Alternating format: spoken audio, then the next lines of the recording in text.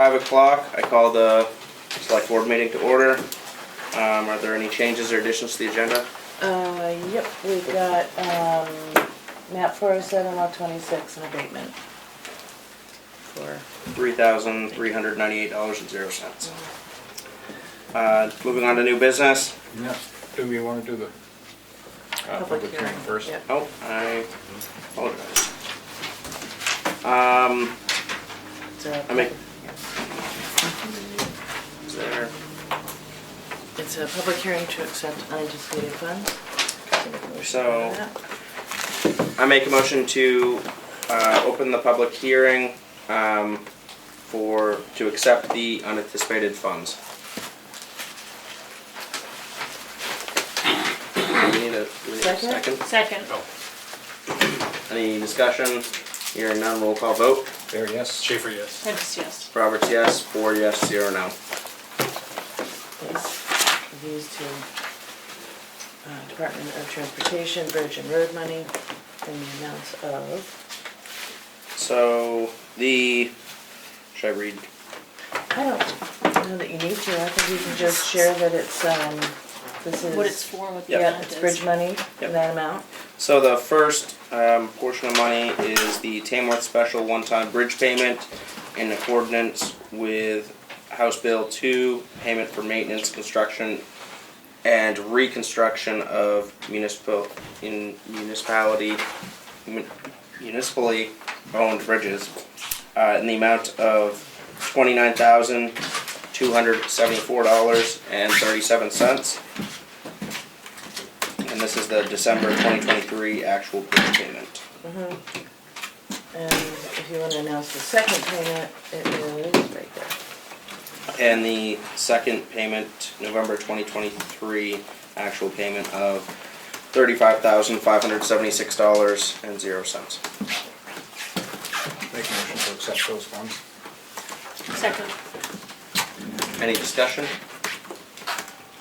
Hearing none, roll call vote. There, yes. Schaefer, yes. Prentice, yes. Roberts, yes. Just said abstains. 4 yes with 1 abstention. And is that? That's it. That's it for the public hearing. So I make a motion to, if there's no public input, I make a motion to close the public hearing. Second. Steve got it. Roll call vote. There, yes. Schaefer. Oh, sorry. Just said abstains. Schaefer, yes. Roberts, yes. 4 yes with 1 abstention. Won't do that again.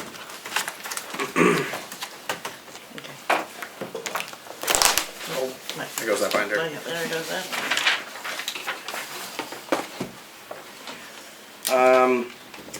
Now moving on to new business. Department head report with the transfer station with Glenn Johnson. Everything's running well up there, no problems with any of the equipment or anything of the tractor. We do have to do some repair work on 2 of the containers. Need the rolls replaced on 2 of our scrap containers. And that's all we have on hand up there. Been a little shoveling of snow, as everyone knows. But other than that, and it's time for the town to start thinking about our new contract. Well, ours is up this year with waste, and we're gonna have to start putting out for bids and things for a new hauler. Or the same one, whoever gets the bid. Those are the only things that I have. Does the existing contract end at the end of the year? It ends in November.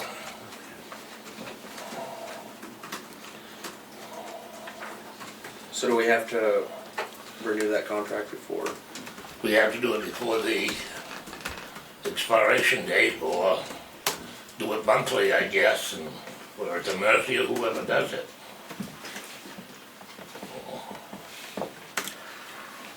We typically get 3 bids or something We like can that. try. There's Casella Waste Management and North Conway Incinerator, local ones that we can try. I don't know how many are out there. It's hard to find them now. It's getting harder and harder to deal with all this. Is it specifically hauler for MSW? Or everything. Or Anyone who does, can do it, But we're looking for, the contract is for the hauler that, it's to take everything we have. okay. Our MSW, recyclables, our, construction demolition, How long's the contract? 3 years. 3 years. Okay. Any questions on that? No. Got anything else for us? Not that I can think of right offhand. Staffing's good? I think that's Staffing's good? Like, so far, it's Okay. holding its own, great. Okay. subject to change. Yeah, always is, right, yeah.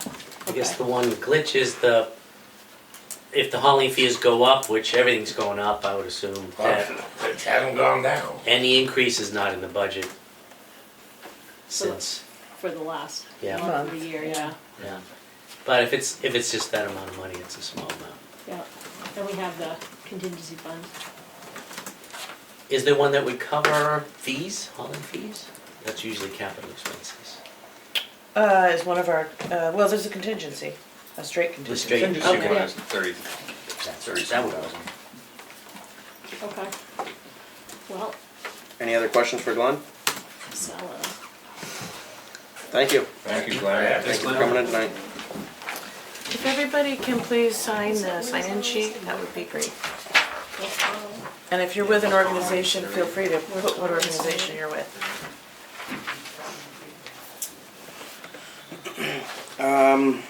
so, what's the usual process for that? So do we, some of us just look into making contact You mean for for hauling? bids? I would say we put together an RFP. And put it in the paper, I guess. Yeah, okay. So we, I Probably an should've- existing RFP from the last round. can we But bring We'll that have to the next to meeting? ask Glenn. I thought that the last time we did this, that Waste Management gave us a price, and if he came in, maybe talked to us about it, but if we didn't accept that, price, that it may, like if we put it out to bid, that their price would change. I'm pretty sure I It remember. sounds reading familiar. that. Put it out to bid before we talk to waste Waste management. Yeah. Just throwing that out there. I should have asked him when he was in Yeah. here, but Glenn, I got a question for you. Now that I knew I did. Show us, gig. Almost got away. am I right in saying that last time around when we did the bids for the hauling, that Waste Management gave us a price, and if we did not accept the price and we put it out to bid, that the prices would probably Yes, that is. change. That is correct. So that's If we put it out, they in the don't bid. hold to that no. price. And it makes it difficult with Waste Management in that case because they have all the figures and I have to give them bulk figures. They know how many loads a month, every month, and what it costs and tonnages.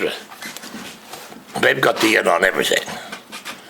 So we just have to give yearly totals or monthly totals to whoever we have hauling it or when we put out for a bid. So they don't know how many tons we ship and an average and, Yeah, but we'd be able to give that info to anybody if we did put it out to bid. We'd be able to give them that info. right. Okay. So yeah, that was my only thing I wanted to put on there. So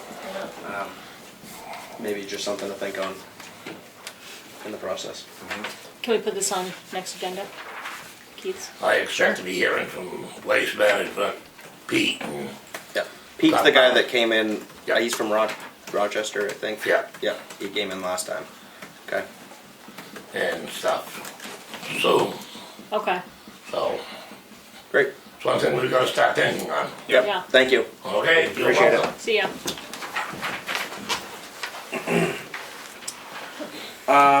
Now moving on to the petition articles.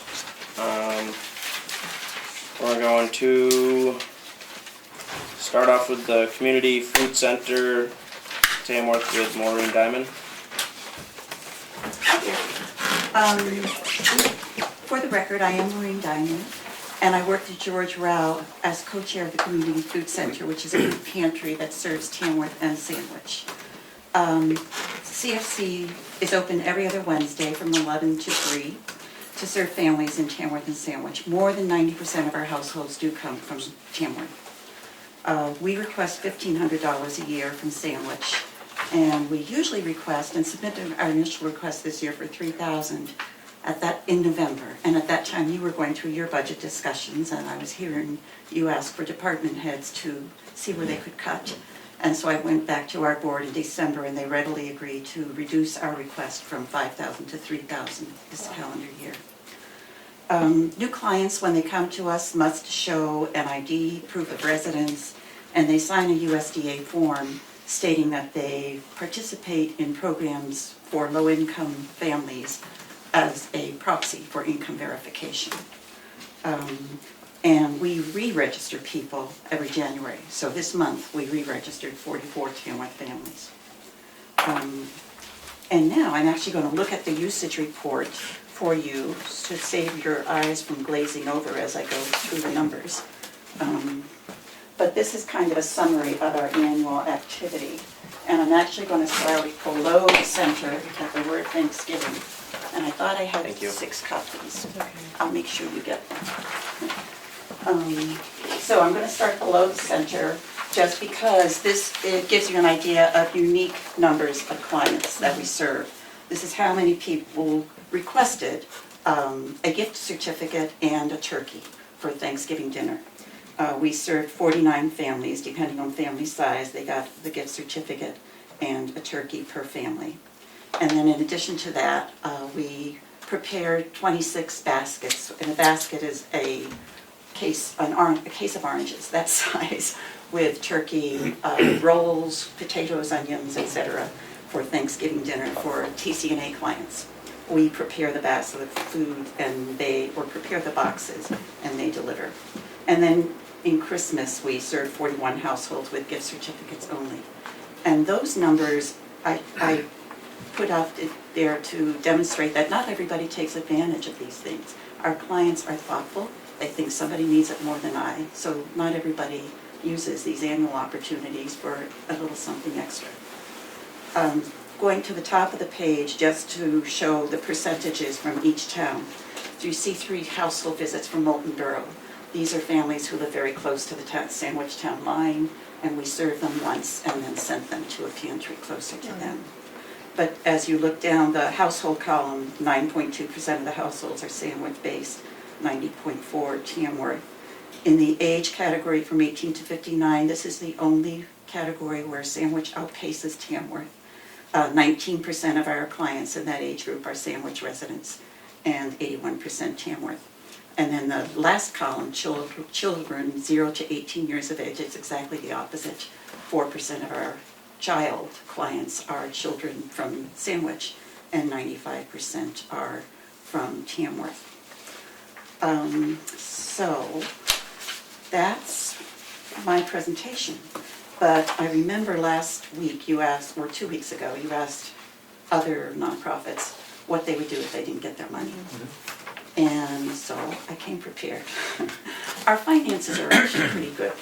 We have a couple of upright freezers that need replacement and a refrigerator that's, I don't know how it's surviving from session to session, but it is. Like any nonprofit serious about serving the community, we have an obligation to maintain some financial reserves. What we would lose without the town's contribution to us that we're asking for is something that I think of as priceless, intangible, and that is the knowing that the town supports those in need of food to nourish their families. Thank you.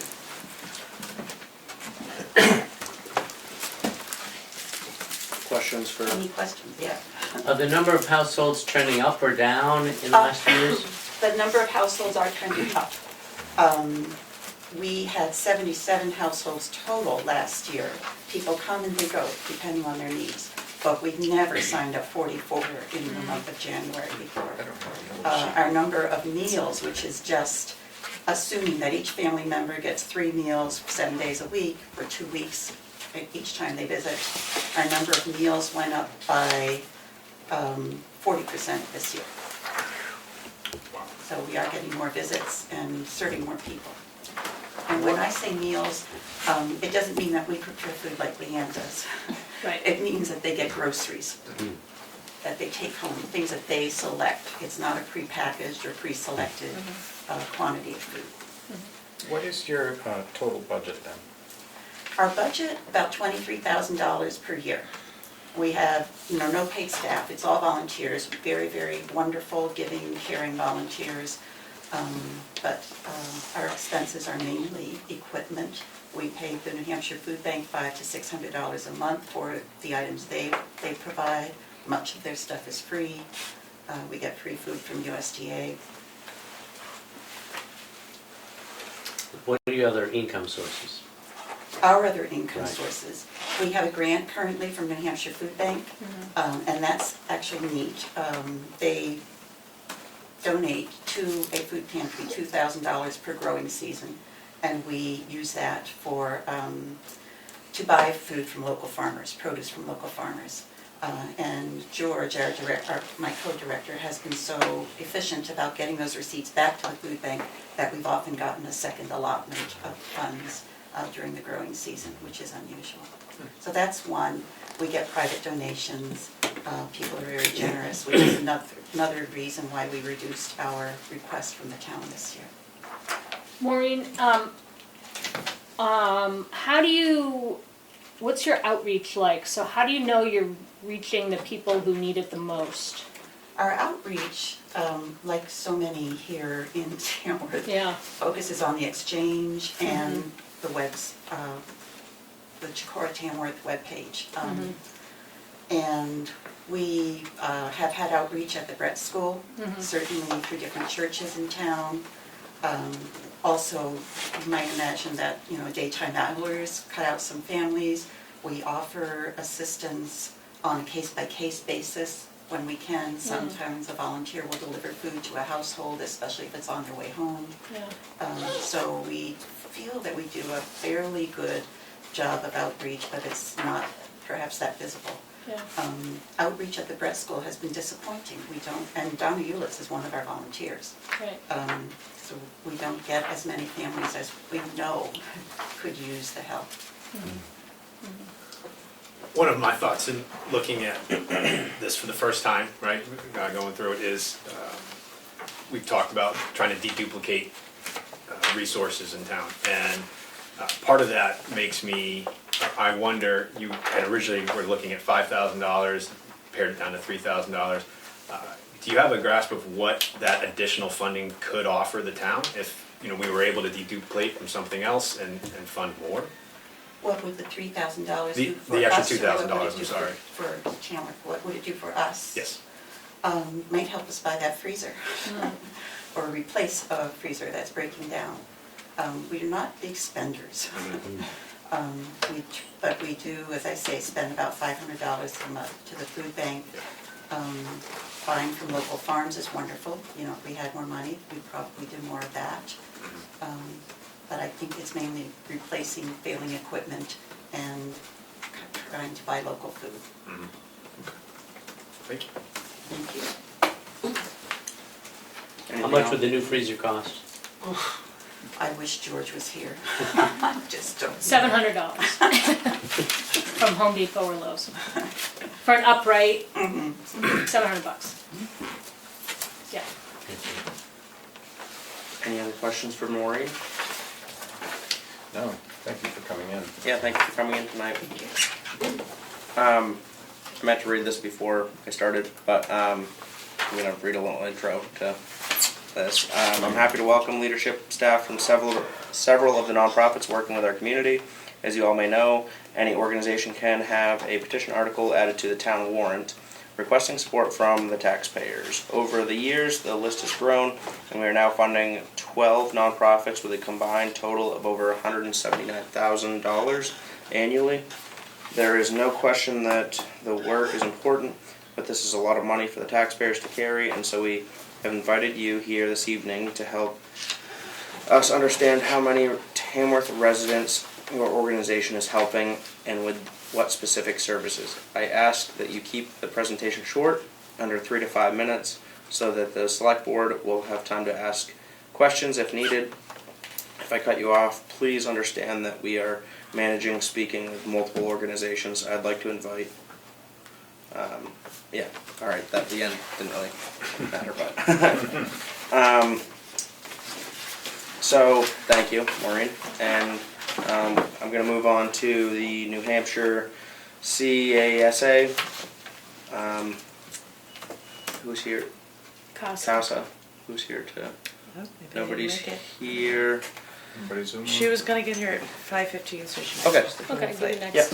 We'll move on to Northern Human Services. Valletta. Valletta. Yes. Hi. Valletta. Is it okay to stand here? Or do you- Yeah, no, you're great. that's Okay, good. thanks. Just checking. So hi, I'm Belita Saraselli. I'm the Behavioral Health Director of Carroll County for Northern Human Services. For those of you that aren't familiar with us, we are a nonprofit community mental health center. We have offices located in Conway and in Wolfboro. Tamworth is kind of in the middle, so our clients either go to Conway or the Wolfboro office. We offer a range of mental health services, including psychiatry, individual therapy, case management. Probably the most valuable program that we have for our communities is our 24/7 emergency services program.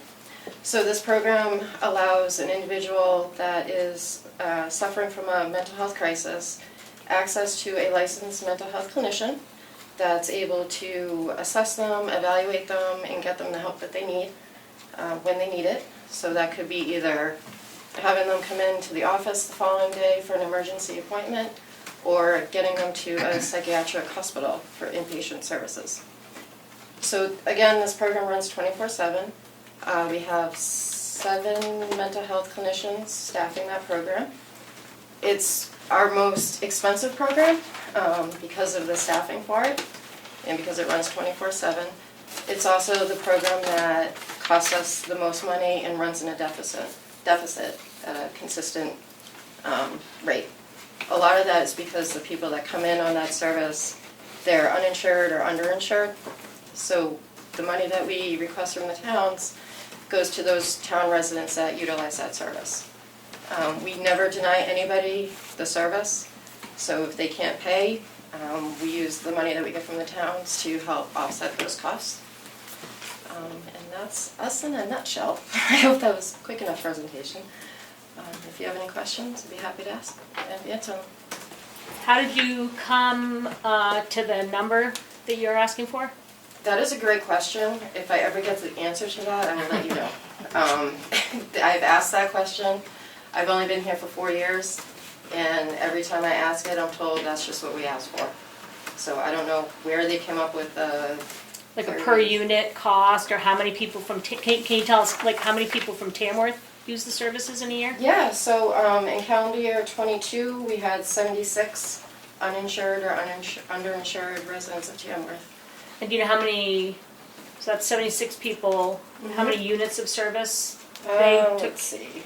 It was a total of 600 hours, Okay, and I believe it's 186 per hour. there's So our, That's where they... there's some math. Yeah, that's where we come up with the 123,157 that it cost us. Yeah, Where we came up with the 3,700, I don't know. okay. It seems really low, and if you look at the numbers, you're like, wait a minute, why aren't you utilizing your service? Because it's a Yeah. very small percentage of how much it actually costs us. Yeah, yeah. So did I hear you right, that the money the town puts in goes specifically to that town's residents? Yes. To offset their funds? Okay.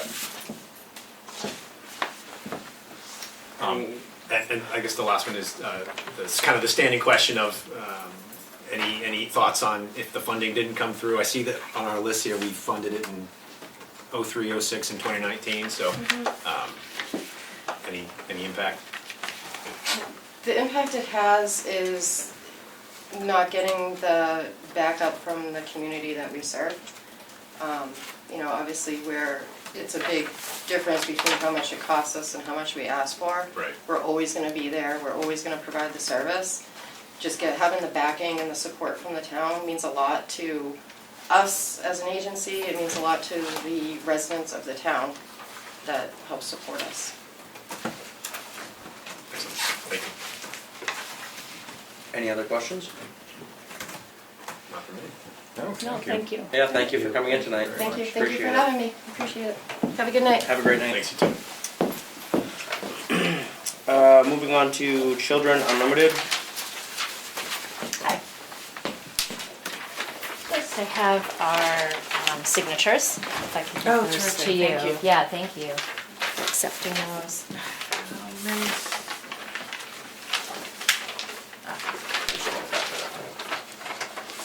I just wanted to start by saying thank you so much because it's so impactful what your town is doing for families, for our resource center. So that comes from the heart, and that's the foundation of the work that we do. So my name is Kathy Livingston, and I'm the director of the Family Connections Resource Center at Children Unlimited, and we are the Family Resource Center for all of Carroll County. There's one resource center in each county, so none of our services are duplicated. And it's a big county, as you know, and there's 5 of us on staff. 4 are full-time, and we have 1 part-time person. And what we get out of it is really the strength of the families and the communities. We worked with 24 families in Tamworth alone. We're able to provide home visiting services. We can meet with families in the community if they're not comfortable with us coming to their homes. We'll meet at schools, at our offices, anywhere someone feels comfortable. And it really is, how can we help? We start very strength-based. What is it that you already have, and what is the need right now? Because at some point, everyone needs something. So our services can be very short-term, or some cases are very complicated and families need a lot. So we're always adapting and being very flexible to what the needs are. One thing that we really heard was through COVID was isolation, was mental health, depression, not only for the parents but also for the children too. So we've developed 4 play groups throughout Carroll County that are drop-in. And what we've found is that the families are really happy to be with each other and to say, oh, you've got a 4-year-old too, how are you doing this? And so making those connections we feel is so important. Another thing that we started was a diaper depot. So there's 3 locations throughout Carroll County where, again, with the generous donation of people, we also work with the New Hampshire Children's Trust that will deliver diapers, and then families can come and pick up something that they need. So a package of diapers, wipes, formula, and also families will then say, well, I don't need this formula anymore, my child's outgrown it. So we've seen that giving back, because I think, as Maureen said, sometimes families feel like there's somebody else that could use this. So we've really kept that going and see that that's a great need and want to continue that. We also hold community baby showers, and we had one at Runnels Hall, which was wonderful. So we wanted to be able to meet with families before things even started, to be really preventative. How can we welcome you to come to our community? And we thought, what better way than someone that's going to have a baby? So that way they can meet with community organizations in a way of, I'm your local librarian, or I'm a pediatrician. So they're already feeling, I'm just here because I'm part of the community, not because there's something wrong or I need something. And so we were very fortunate to be able to have one at Runnels Hall and really collaborate with some of the wonderful organizations in Tamworth and in Chicorowa.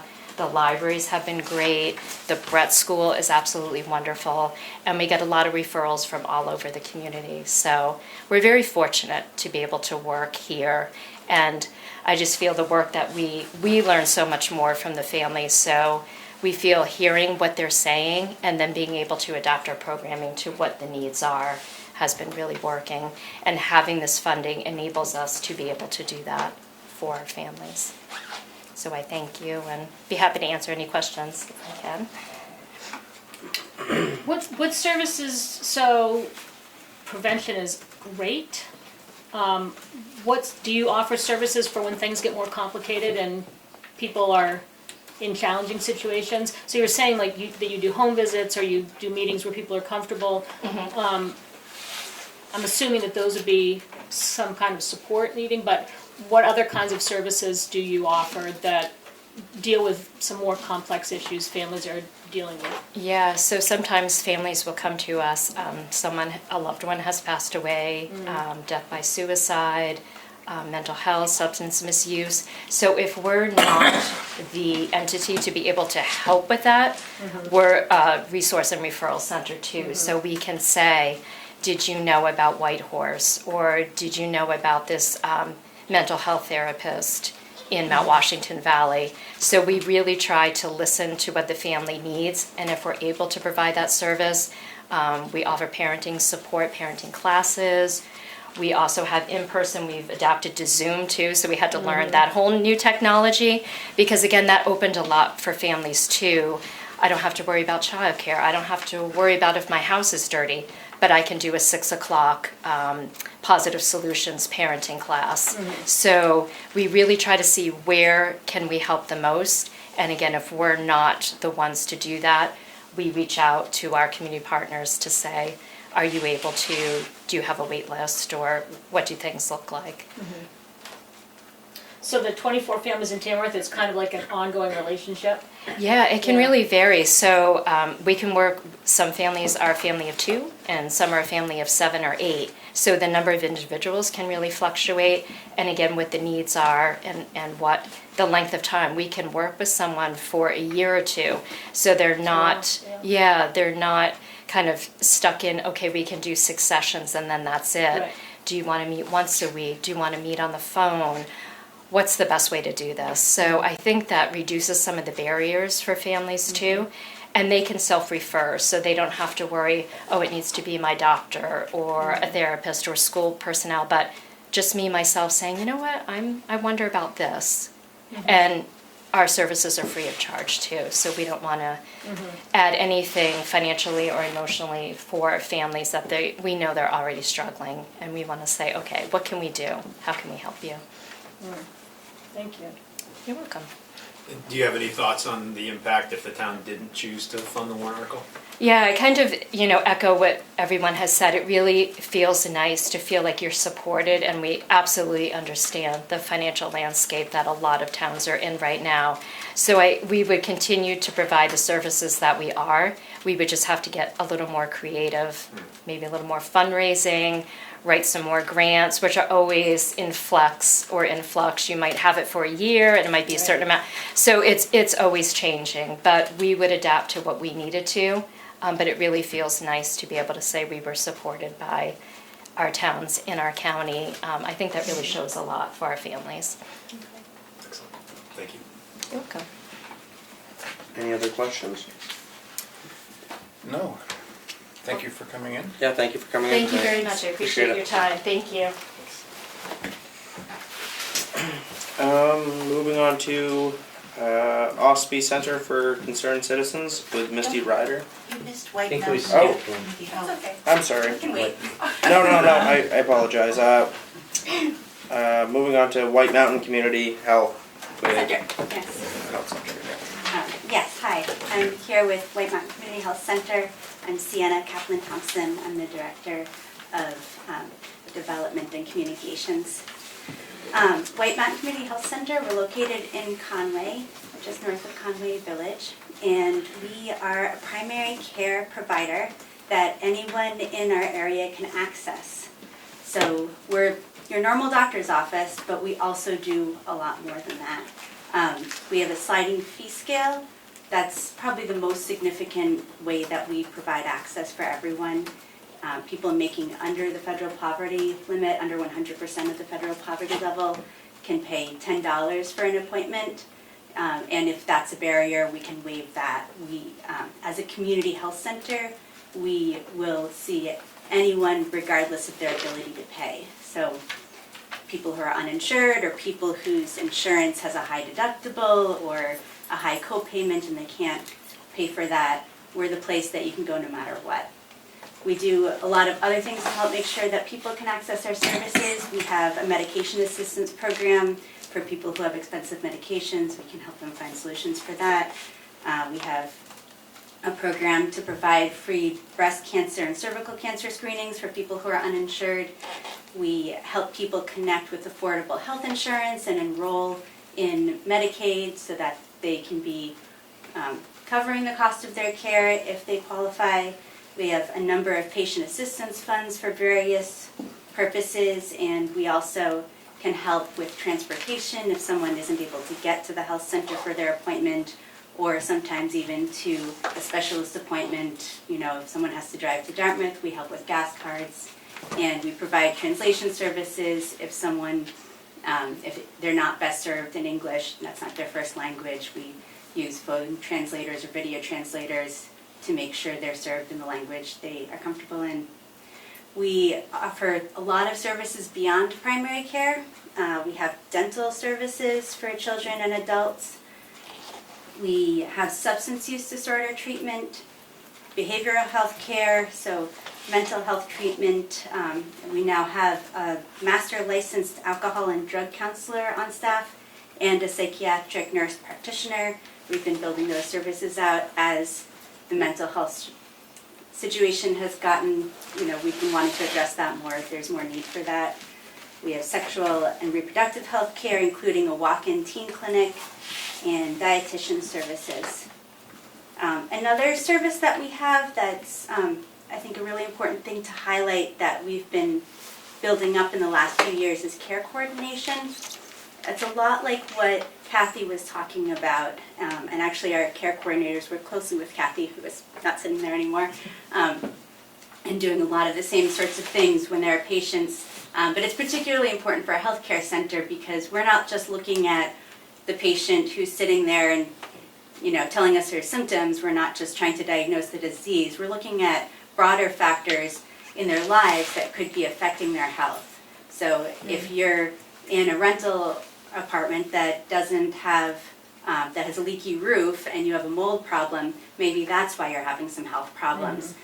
So we're looking at all of that kind of thing and trying to address those issues. So we have a care coordinator and a community health worker, and also a nurse to help people manage hospital stays and coordinate care after that. But the community health worker and the care coordinator are working closely with people. Sometimes it's just one appointment to help them enroll in Medicaid or help connect them with the service like fuel assistance, but often it's more appointments to work through issues or try to help find them housing if that's a challenge, which it is more and more for a lot of our patients. Sometimes if someone's enrolled in Medicaid but they get kicked off and there's an issue with right now we're having a lot of issues with that where someone submitted a document, we have a record that they've submitted a document, they have a record, DHHS does, but they get a message that they haven't and their insurance coverage ends. And that's a real challenge for a lot of people. Our care coordinators ensure that everyone has someone in their corner when something like that is happening who can say, no, I know you did this right, I know someone at DHHS, we can sort this out for you.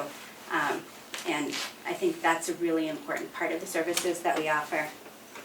And so we're there to advocate for anyone in our community, no matter, all ages, all genders, no matter what their background is, we are there for anyone.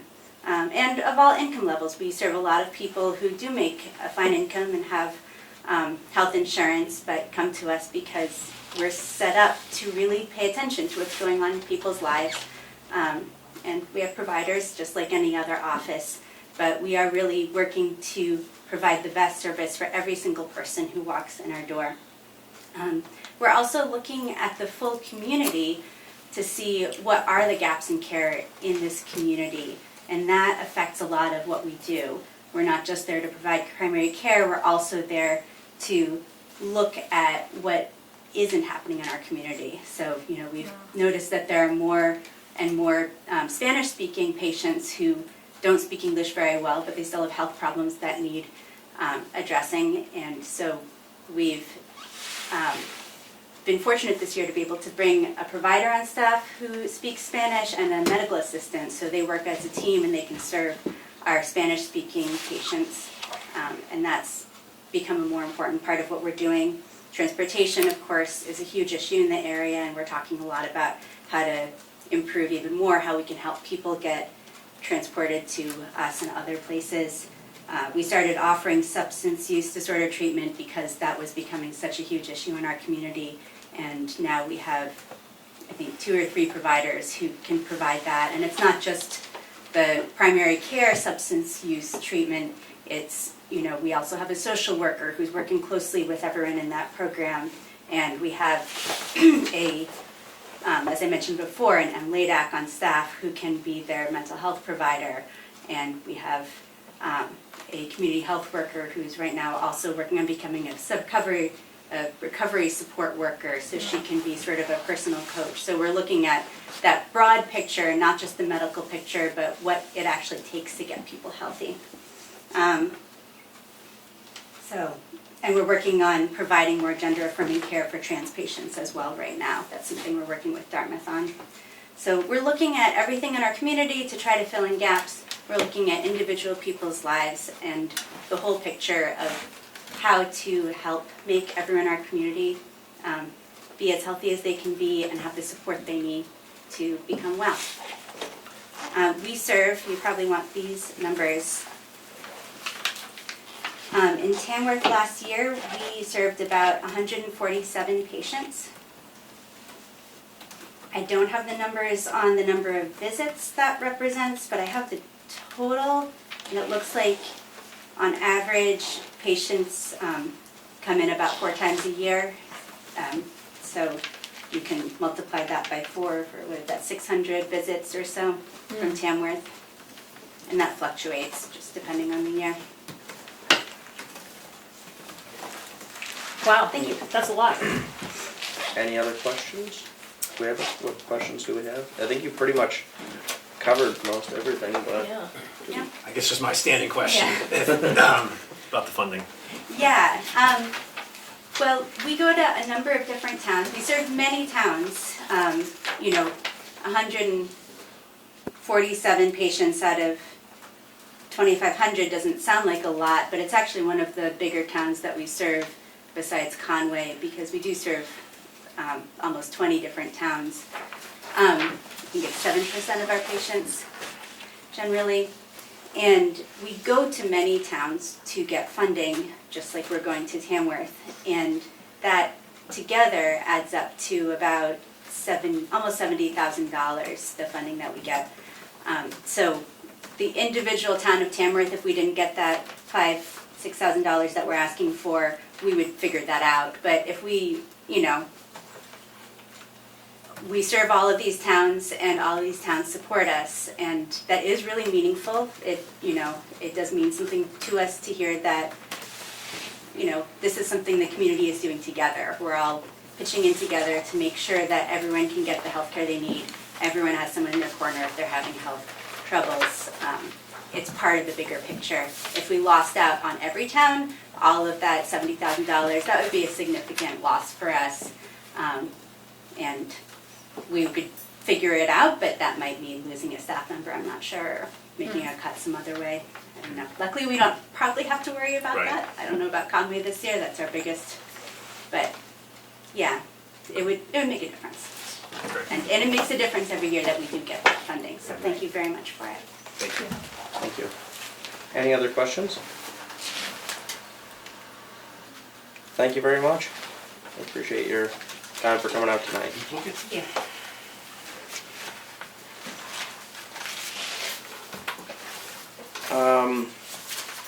Now moving on to the Ospey Center for Concerned Citizens with Missy Ryder, who is She's not here.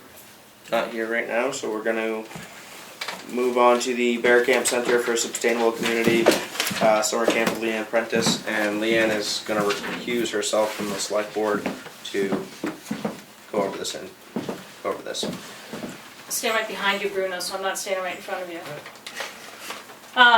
So which one's on the agenda first? Summer camp. Camp? Okay. So I'm here for 2 separate warrants for 2 separate programs that the Bear Camp Center does.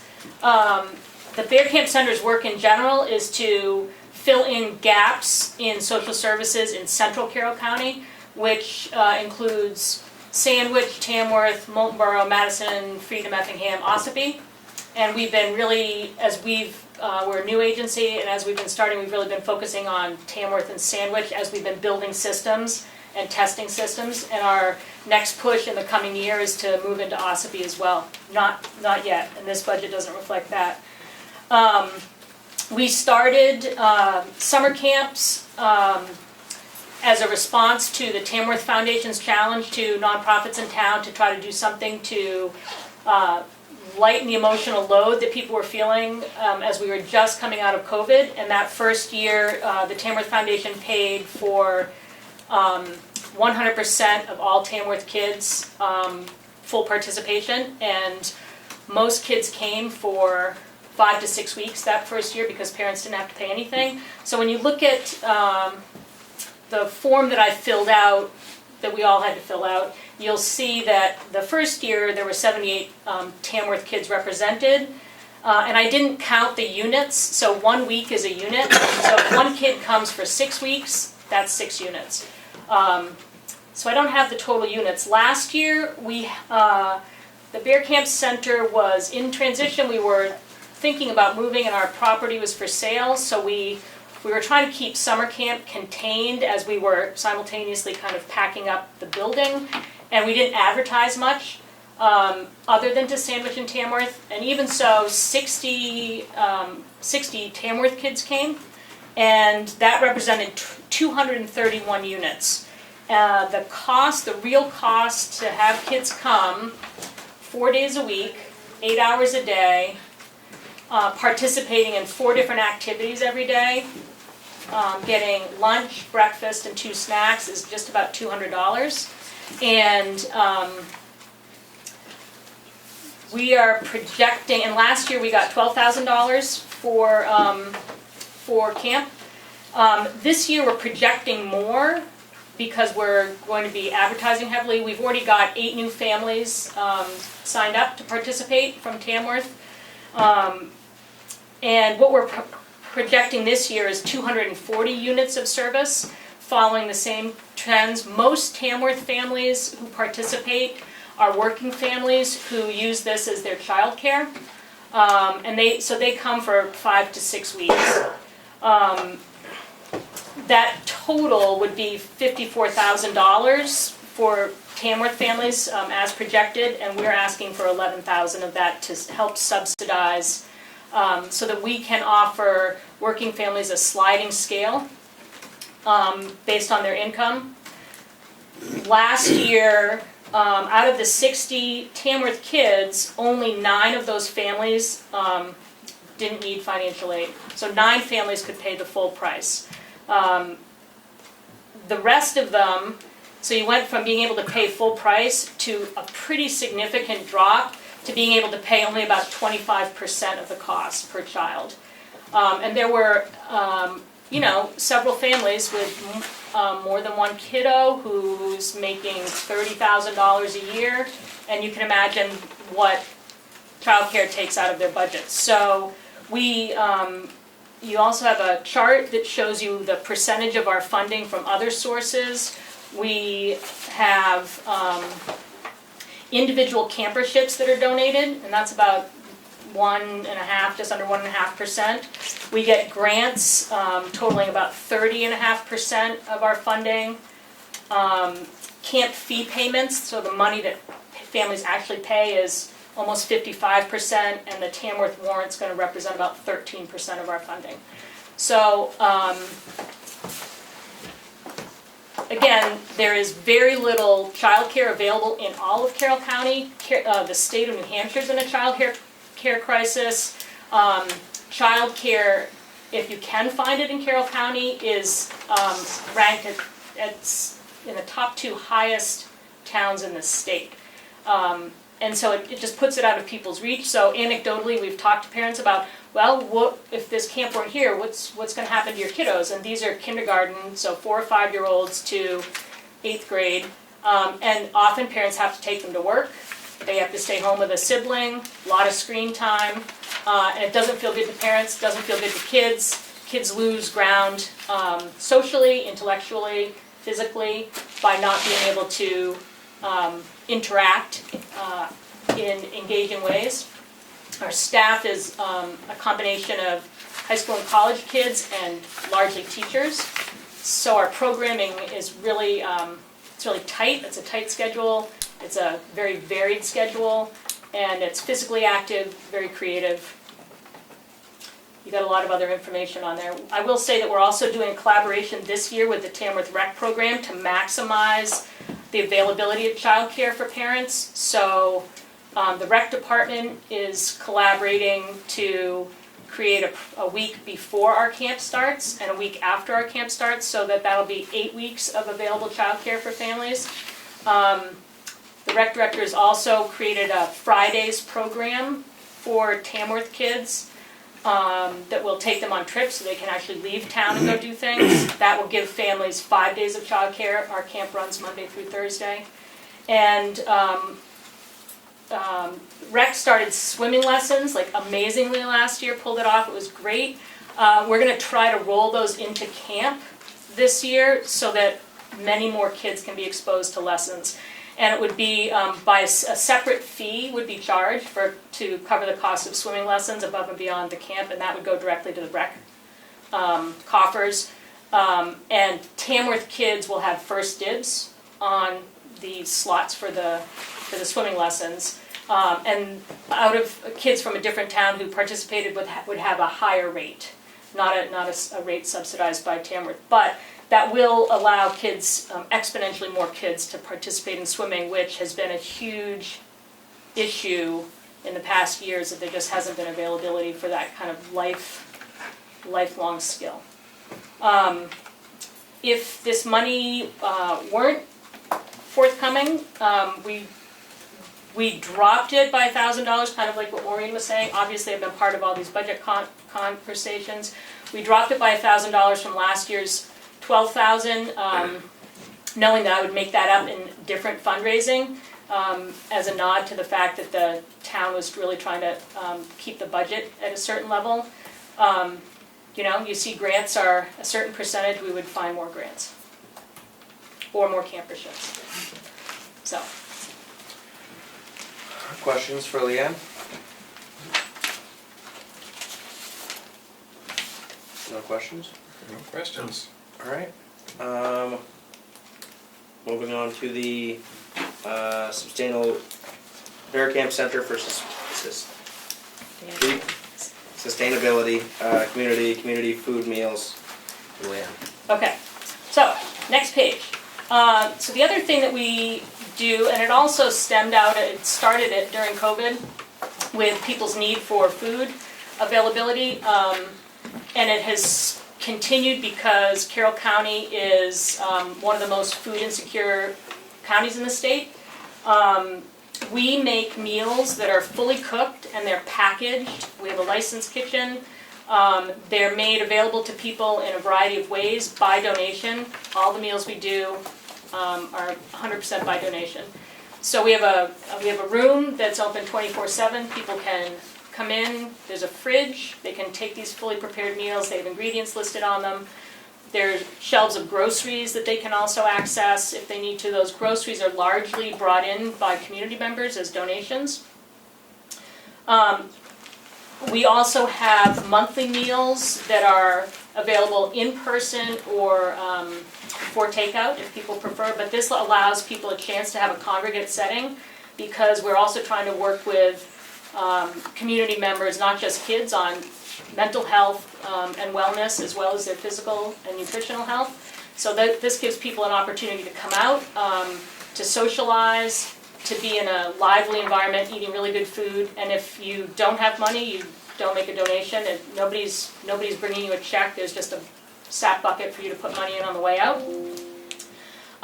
Since we also do fully cooked Thanksgiving and Christmas dinners that are full, kind of, we call them traditional meals that people would expect. So it's Thanksgiving has turkey, mashed potatoes, gravy, all the trimmings, and pie. Christmas is a variation on the theme, but typically like a roast beef dinner. And those are also available by donation. Those are only available for takeout, so we package all these feasts up and people come and get them. What we're finding is that the people we're serving represent a variety. The largest population by far is people who need support either sustaining their household, supplementing their household budget, or increasingly we're finding people who don't have the ability to cook. And we're collaborating a lot with churches, other social welfare agencies, town, welfare administrations and law enforcement, and those folks are sending people our way. Unhoused people, even though these meals are coming out of a refrigerator, they're still fully cooked and edible. A lot of people don't have the means to cook. Interestingly, populations who you'd think would access food from the share shelf often don't, because we're finding more and more that people don't really know how to cook from kind of like foods as opposed to mixes. And it's a challenge. That was some information that came out in the study that just got done by, I'm so bad with names. Cooperative Extension. Cooperative Extensions Group, yeah, Joy and Lauren, you were part of that. And one of the big things that was interesting is people are experiencing food insecurity, which means that they go hungry, they worry about food, they're not getting enough calories, but they also don't know how to cook. So the fully cooked nature of these meals adds something important. We also serve a lot of people who are quite a bit older, who maybe live by themselves and don't cook for themselves, and they know that they should be eating nutritionally robust meals, and they don't cook them for themselves. So these allow them an opportunity. 17% of our meals go to people age 17 and under. 50% are kind of like that middle-aged tier, and then whatever the balance of that math is goes to 40-something% are over 60. We collaborate with a lot of different agencies and are a member of the New Hampshire Food Bank, so that saves our costs. We keep track of meals. It's voluntary, so it probably tracks low, but it's the data we have. So people sign in and they say what town they're from, how many people in the household are taking these meals, and the ages. And using that data, and then using USDA reimbursement numbers, we came up with the fact that last year Tamworth citizens used about $23,000 in meals. There's no way, because the donations are anonymous, to know how many dollars Tamworth citizens donated back. But we are asking this year for $5,000 to offset that $23,000. And the impact if the funding wasn't received? I stay longer at my computer and write more grants. Yeah. It's social service agencies have to rely on grants. And I gave you a chart that shows you the breakdown of the income, our income stream, so you can see where the funding comes from and the different amounts that come in. So that grant number would go up. I do a lot of cooking, so we wouldn't lose staff, but we might have to reduce the number of meals we could provide. Yeah. What percent of the people getting the meals are Tamworth residents? That's a good question. So Tamworth, right now we've really been targeting Sandwich and Tamworth with the vast majority of our outreach, because we've been trying to create systems that run smoothly before we expand. And we estimate, using that data, that 65% of our meals are Tamworth. Another chunk, the second biggest chunk, is Sandwich, and then there are like single digits from other towns, low single digits from other towns. Vast majority are Tamworth and Sandwich, with Tamworth being the bulk. Yeah. Can a citizen ask a question? Yeah. Are you asking Sandwich for money? I've not asked Sandwich for money yet. It's like logistically, with me being the only employee, it's been challenging to get on their warrant. Oh, really? Yeah, I mean, not because of them, just because of getting signatures. Yeah, Oh, but it's part of our long-range planning to end up asking all towns to participate and being able to show them the data. Yeah. There's clearly a need for food everywhere, and it's great we have a lot of people that are doing this similar work. Is there any way that, and this isn't necessarily you, sorry I didn't think of asking this earlier, but is there any way that folks that provide food are able to collaborate or do collaborate to fill those gaps? Well, I was thinking, I have not yet, but I certainly am in conversation at different times with Maureen and George and different agencies like the Senior Meals in Moultonborough. But when I asked Maureen the question about what's your outreach like, I was thinking, because some information's just been brought to my attention about outreach that we thought was being effective, that is not necessarily reaching the people who are actually struggling the most, because they're not on the sandwich board in Tamworth Exchange. They don't have access to the internet. They're not picking up the newspaper. They're like very marginalized, and so maybe we should collaborate on how to do an outreach that. Well, there is some work going on as a result of the study that she referenced, and Joy Gagnon from Cooperative Extension and the New Hampshire Hunger Solutions staff, which includes Brody DeShays, are pulling together some work groups, and this is definitely something that we should make sure is addressed. I think their next call is next Tuesday, a week and a half from now, and I'm their secretary, so okay. And I'm just going to say generally in defense of all of us asking for money, that one thing, I grew up in Sandwich, so like I've lived in a 10-mile radius my whole life, and I did not particularly have money growing up, but I had no idea of the need in Tamworth especially, and working with law enforcement, welfare administrators, different social service agencies, the families that I've been working with, it's actually astonishing to me. So when I know we get these requests that come in and we look at other towns who have a quarter or a third of the request, Tamworth has some families with some serious challenges, and all of this work is crazy important. And I know if like you're doing fine, you don't know, like who knew? I did not know until very recently, like the depth of the need, and it's actually worrisome. So anyway. Thanks for sharing. Yeah, thank you. Any other questions for Leanne? No, thank you. So do we, I think Steve should just come in. Yeah, this is from the Ospey Center for Concerned Citizens with Misty Ryder? Yep. So did you guys want goals, our goals? You want to know what you do, who you do it for, why you're asking us for money. So it's Ospey Concerned Citizens, and we cover Southern Carroll County with Meals on Wheels and congregate meals. We have a facility in Ossipee and also one in Molten Borough, and we also have a daycare in Ossipee. So I think I sent you guys this stuff with how many people we serve, a total of 72 Molten Borough residents, and we usually just ask for the Tamworth, sorry. Too many towns, there's 7 towns. We usually just ask for reimbursement for the Meals on Wheels, and we get $2 a meal, and we bill you guys, I think, monthly. So we wanted to up it to $3 because of our food cost doubled. It went from 200,000 to 400,000. And this happened 2 years ago. So for 2 years, I've been trying really hard to bring down costs, try to keep the food costs down, and get more funding.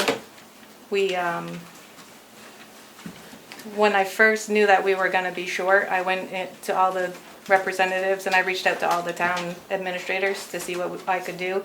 And I had just started, so it was all new to me. But I ended up being able to go in front of the executive council and Chris Anunu to try to fight for more funding, and we did get a little, but we're still like $30,000 short.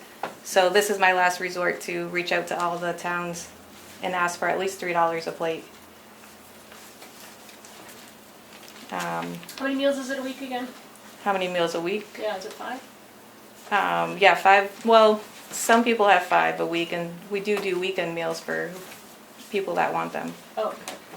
So, and it's mostly the Meals on Wheels that get the 7 days a week. But we do approximately 250 meals a day.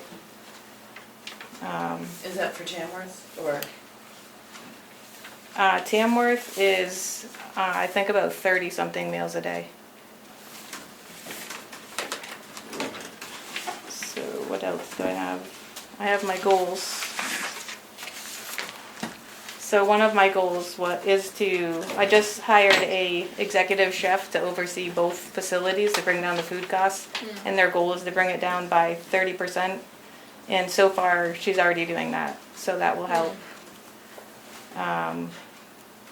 Another goal is, I am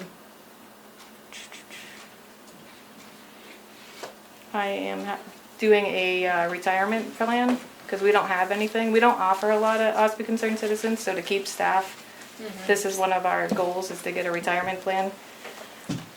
And that is, it'll be $215 a week. It was $11,180 a year. So I don't think that's a huge cost to do. And if we bring the food cost down by 35%, it'll cover it, which I can see will happen. What else? And, another goal is I've asked every town, all 7 towns, to cover $3 a plate.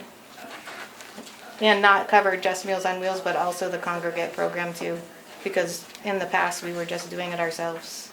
And we do get funding from the state, and we have grants, and then from the towns.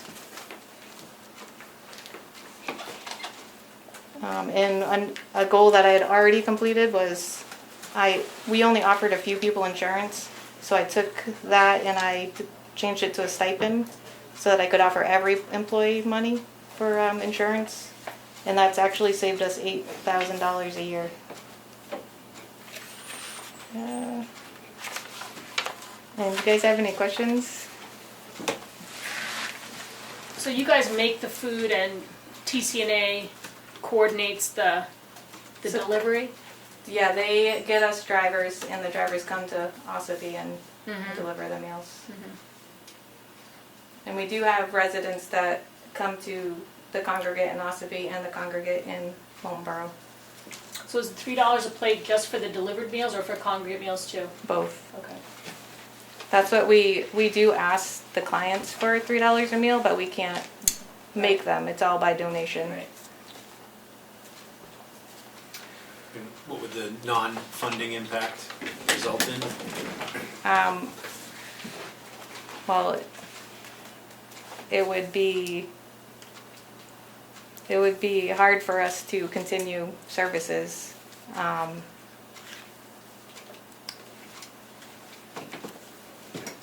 I don't really know. What's the total amount you're asking for? It is I know. 38,000, Yeah.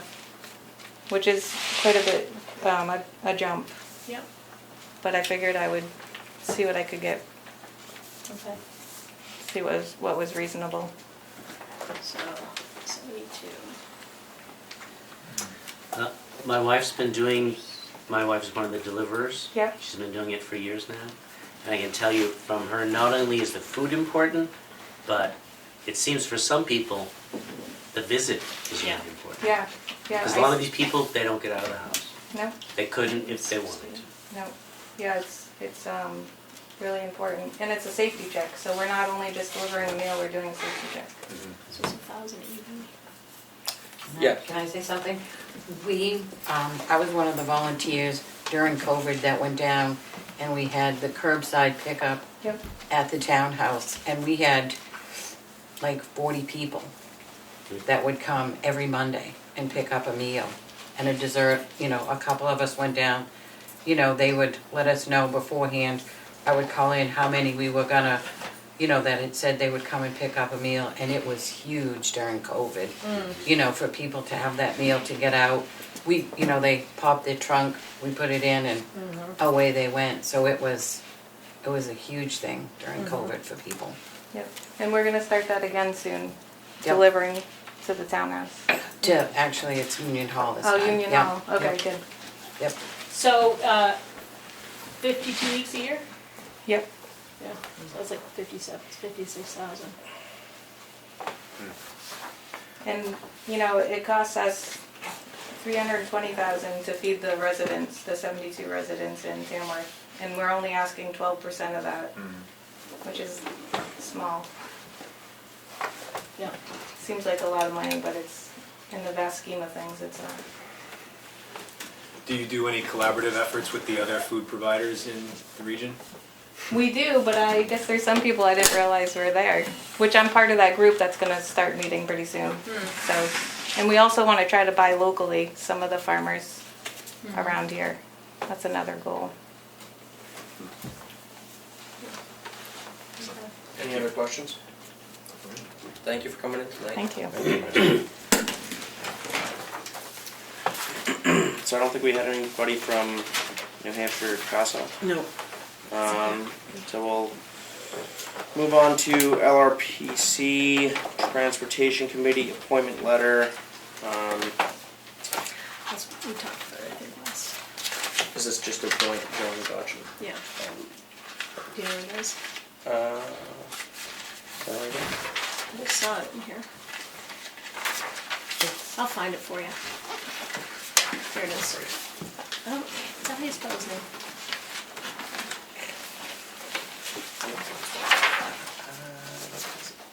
Maybe. Do I need to read this? I Probably. think you just say, summarize it.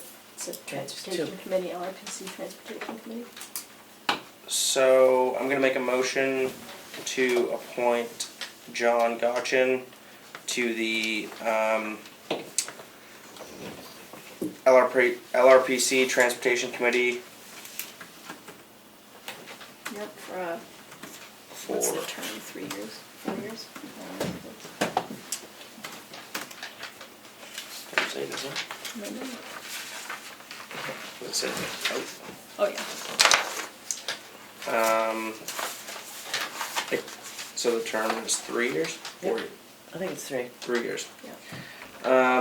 The term would expire on March 9th, 2026. It's actually 2-year term, sorry. 2-year term. Second. Any discussion? Roll call vote. Doucette, yes? Barry, yes? Schaefer, yes? Prentice, yes. Roberts, yes. Five yes, 0 no.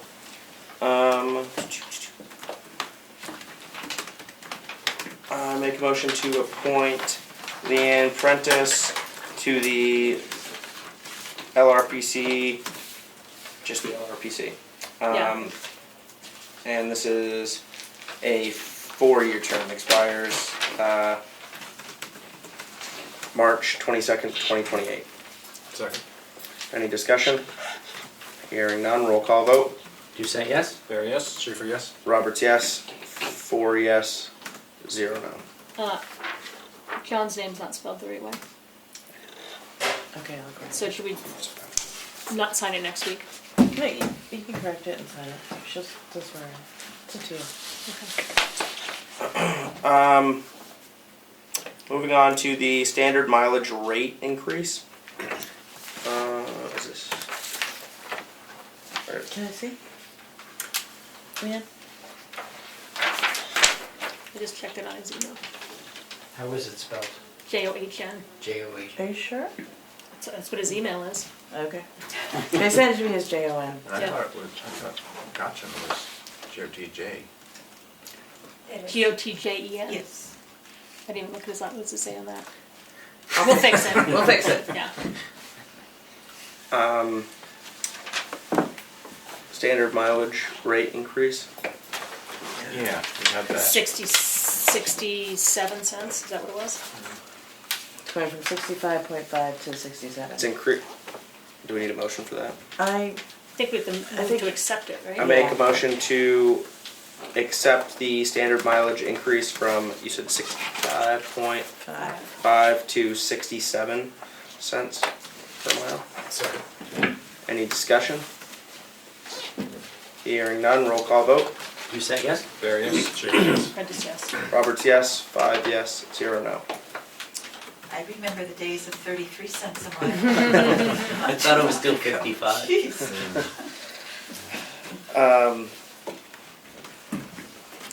Moving on to the audit recommendations.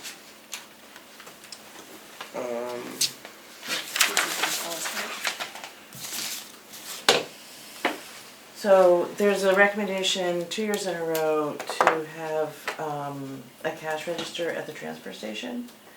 And they're sort of raising it and saying, you know, it should be a more formal policy. When the board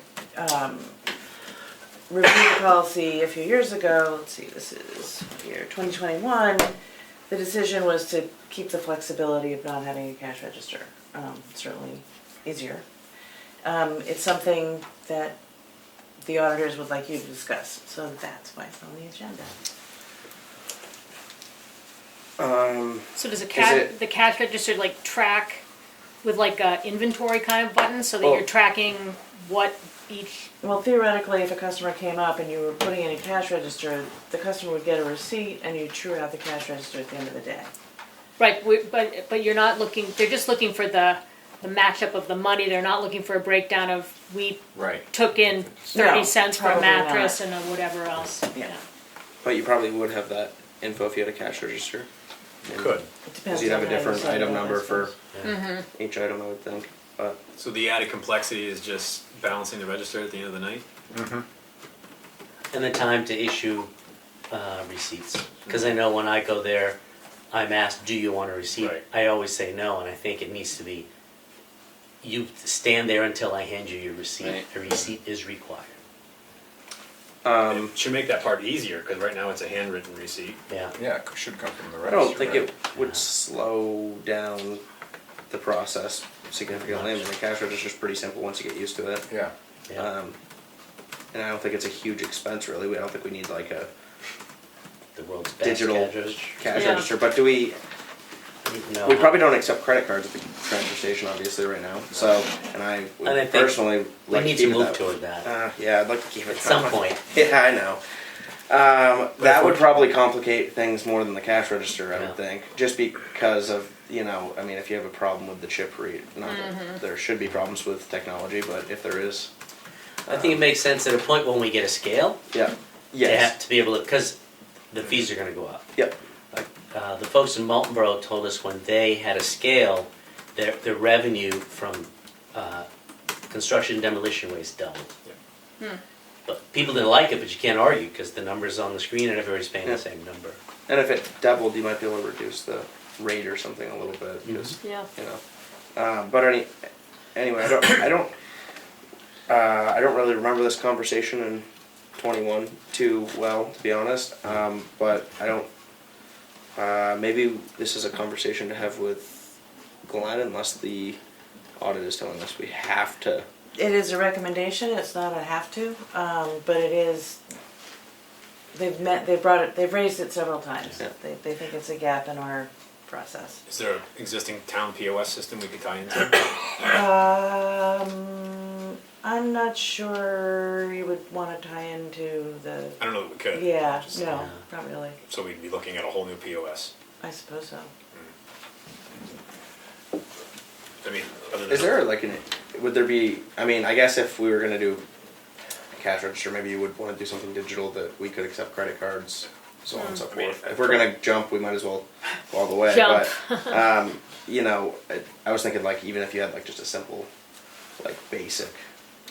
I mean, No, like, it'd be honestly. like they make some pretty cheap cash registers Yeah. compared to like having like an iPad there with like a, I was gonna Right. say, chip reader. honestly, the easiest thing to do would be to not take cash payments anymore and to take only credit card, because then they can literally walk around with a receipt machine and there's your receipt. So for ease of use, that's the easiest thing. I'm not saying we should, but that Yeah. would be the ease of easiest use thing. for, I think for some people that would be, For the transfer station employees, they wouldn't have to worry about counting money. Somebody else does the math, you're Right. friend. But some people only. I don't think go the in math cash. is the problem. No. I think it's probably the technology would be the, Yeah, maybe the, and it's something, I mean, I don't- it doesn't have to be right now, it can be that you work to develop the policy and institute it on January 1st of, Right. you know. I think it is at some point we're gonna have to do it. I'm in Yeah. favor of having a register. I think it's actually more disconcerting to have someone pull a wad of money out of their pocket to give you change than it I is. wish to I had a lot of pull money. it out. Or Or get like a couple ones and a He's five talking if I'm about- lucky. He's talking about the transfer station employee. Right, Oh. but Glenn has to go through Next to work at the transfer station. have enough funds on hand to be able to make change, and that's money that Yeah. he's keeping on his person. I feel we're also liable as a town if someone were to come and take his money, and who knows what happens in the process, because it's not secured in a register. That it's a worthwhile thing to Maybe, have in place. is it worth having a discussion with Glenn to see what, you know. I don't think so. Well, I think we know Well- what he's gonna say. We're pretty sure everybody. That's why I brought up the committee. Yeah. Yeah. Whatever. Yeah. Well, I mean, how about if we, like, I don't mind doing a quick little bit of research on pretty simple register systems to see what is available that's useful for this situation, not a steep learning curve, can or cannot take credit cards, and I'll come back with some information. And then we can, like, I think we have to talk to Glenn because it's Yeah. his department, but let's not talk to him until we know what we're gonna say, Yeah, right? I'll do a little research. thank you. And the select board developed a policy 3 years ago. And it wasn't implemented, so we need to make sure this time it is. Yep. Try to keep the auditors happy as much as we can. Can I just say, it was implemented. Was it? Yeah. But it wasn't The cash register policy. Ah. It was that Glenn was keeping the money Yeah. in a drawer Yeah. at the transfer station. So all money had to come back to the town office. And that's why there's the little drop box yeah. that he has to come back every night, Wednesday, Saturday, Sunday, Mm-hmm. and put the money in. So it was implemented. Okay. That was a recommendation from the auditors. I don't remember a cash register ever being mentioned then. Yeah. Do you remember when that was? It was 20, This is 21. 21. Yeah. When past that.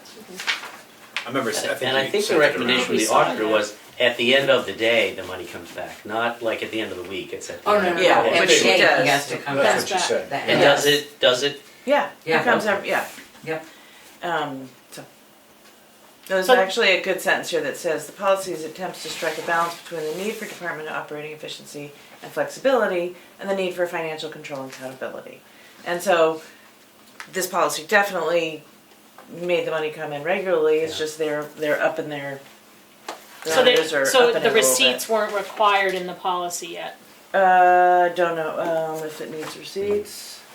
It was always, Glenn did the As receipts. receipt it is to be wasn't- given out for Yeah. every transaction. Yeah. Cash receipts are controlled by using triple-plated numbered receipts, which he uses. The original is to be given to the payer, the blah, blah, blah. Right. So he just Um, asks though, he doesn't automatically give everybody a receipt, you're saying he Right. asked if you want a receipt. Yeah, So it's, it's always been that way. and I always thought, as a customer, I was doing everybody a favor by saying no, but in reality, it's better if I say yes. Yeah. The receipt should be required. and so the receipts just come in at the end of the day with the cash. I know the cash comes in, I assume the receipts The come in with it, receipts, that yeah. goes to Do Elaine. too, yeah. Yep. Okay. There's a process when it does come in. How to, it's got a balance. Glenn gets a receipt of what he's turned in. There's a process to it. Yep. But whatever it is, isn't what the auditors want, it's not They quite. would like to see a more formal cash register. And a At receipt the for every step. transaction. Receipt for every customer. Yeah. Okay. So it's more about having a lockbox, it sounds like, for the cash than, I think it's the receipts as well, yeah. I think. There's a certain number of people, could be half the people every day don't get a receipt, so that money is not tracked. So you have Yeah. employees handling money and there's no receipt, it's just a bad way to do business. Yeah, I mean, that's their concern, Yeah. obviously, we all know it works, but that's what they're addressing. But it sounds like, if the policy already says, bring the money every day, which he's doing, and there's already a system in the back of the house to address the money, it sounds like what we're missing is you have to have a receipt for every transaction. And if you have a receipt for every transaction, do we have to go to a cash register? Is that the next baby step up? You don't have to do anything. Yeah. so I know, it's I'm just saying, if we're trying to be transparent and make sure that everything's accounted for, the policy already says that we should have receipts. And we just say, Glenn, you can't give people an option, you gotta give them a receipt. Even if he doesn't give them a receipt, he writes a receipt. And if somebody, like if you Yeah. said, no, I don't want it, He does it later in the office is what we there's a assume is receipt happening. for your thing, but you just don't get the white copy of it.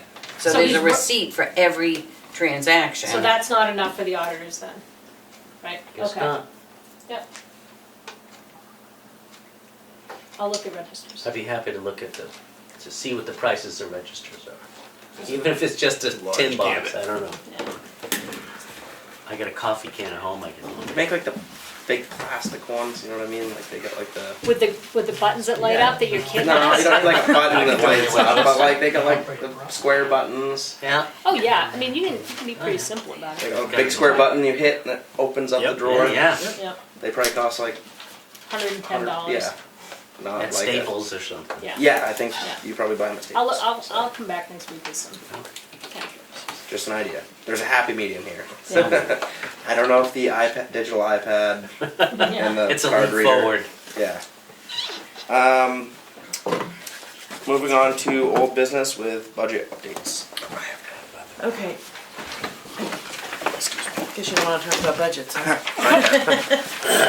You all have this book in front of you. Pretty much the biggest update I have is that DRA didn't really like the warrant article for the fire truck. Oh, What was that? It was Article 9, it's currently been replaced with a much simpler and easier solution, but what had been structured previously was the 650,000 fire truck. ARPA money was going toward it, about 125 in taxes, in 2 years, and then the 275, capital reserve. What they didn't like was there was, the language of capital reserve was intermingled with the operating budget, apparently that's a legal conflict, so that didn't work, even though it had been approved by our attorney, so, but you listen to DRA, you go with what they say.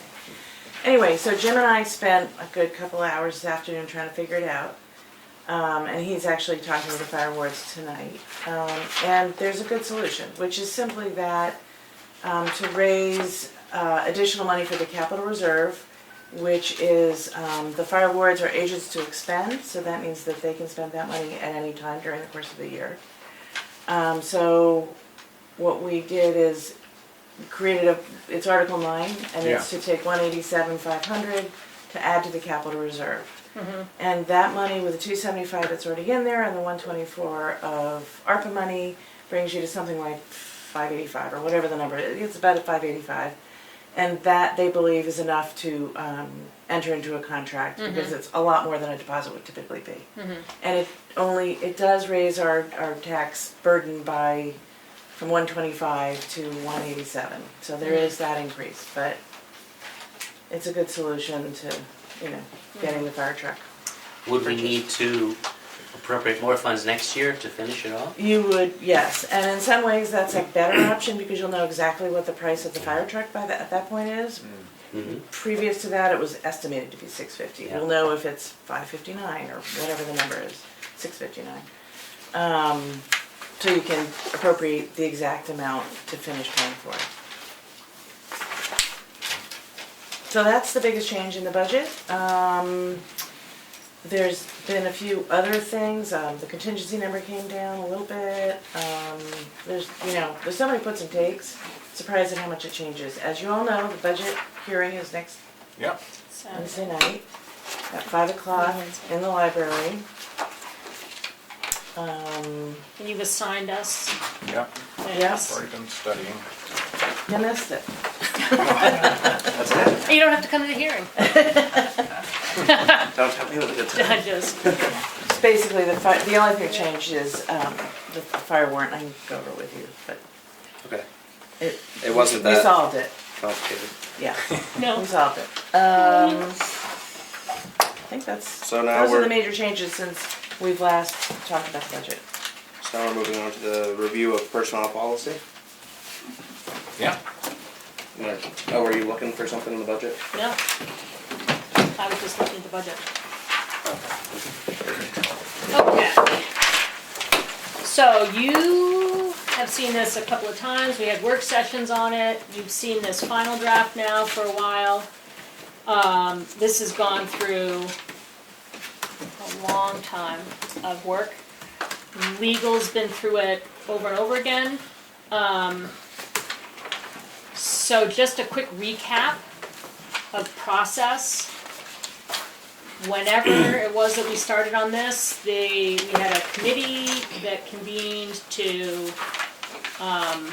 try to make sure that our personnel policy was doing a couple of things. One, that it was current with best practice, best language, legal, whatchama, and that we,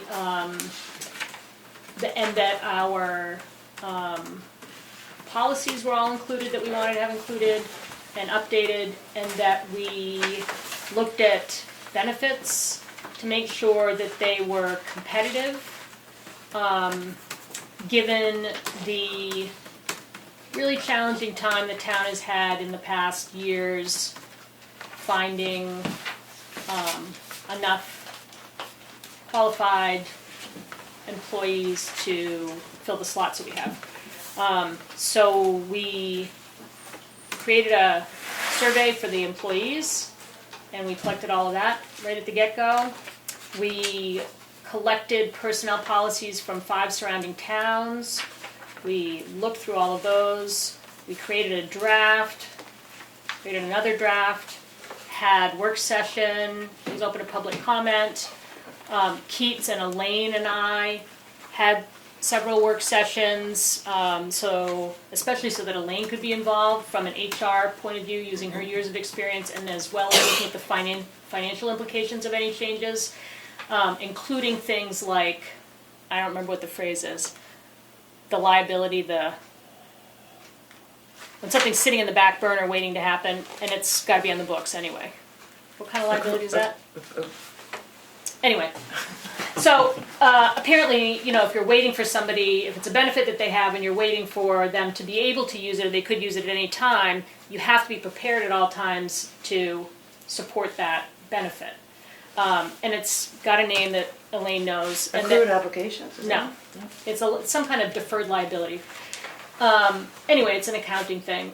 And we spent a lot of time going through the projected changes using kind of the accounting implications. Once we got that draft done, we sent it to town council, Anna Cole, and she and her colleague reviewed, and then Keats and I had several meetings with them to go through, like, line by line, why Anna was making suggestions. So it's a tight document from lots of perspectives. The bottom line is that you really need to read it, because sections are changed, like something's changed on almost every page, it seems. We did add some language that we did not have before, that was things that town council thought that we should have, that was common for municipalities to have now, and it's kind of a newer thing, like there's a workplace violence statement now, and a statement on workplace searches, and it's all kind of boilerplate, but we didn't have any of it in it. The legal team also looked at the language, the way things were worded in our historic document, and they tightened that language up a lot. So if you compared the length of sections, like they're trimmed way down, because some of our language is really going into like huge amount of detail. We will do this, and then we'll do this, and on the third Tuesday we'll do this, and she just said, whoa, you're opening yourself up to so much by being that specific, and you don't need to. You can get the essence of it. That's legal, that's ethical. So we went with what she told us was legal and ethical, and took out a lot of supporting language. Anyway, here it is. I have a question. Sure. How many people on the committee?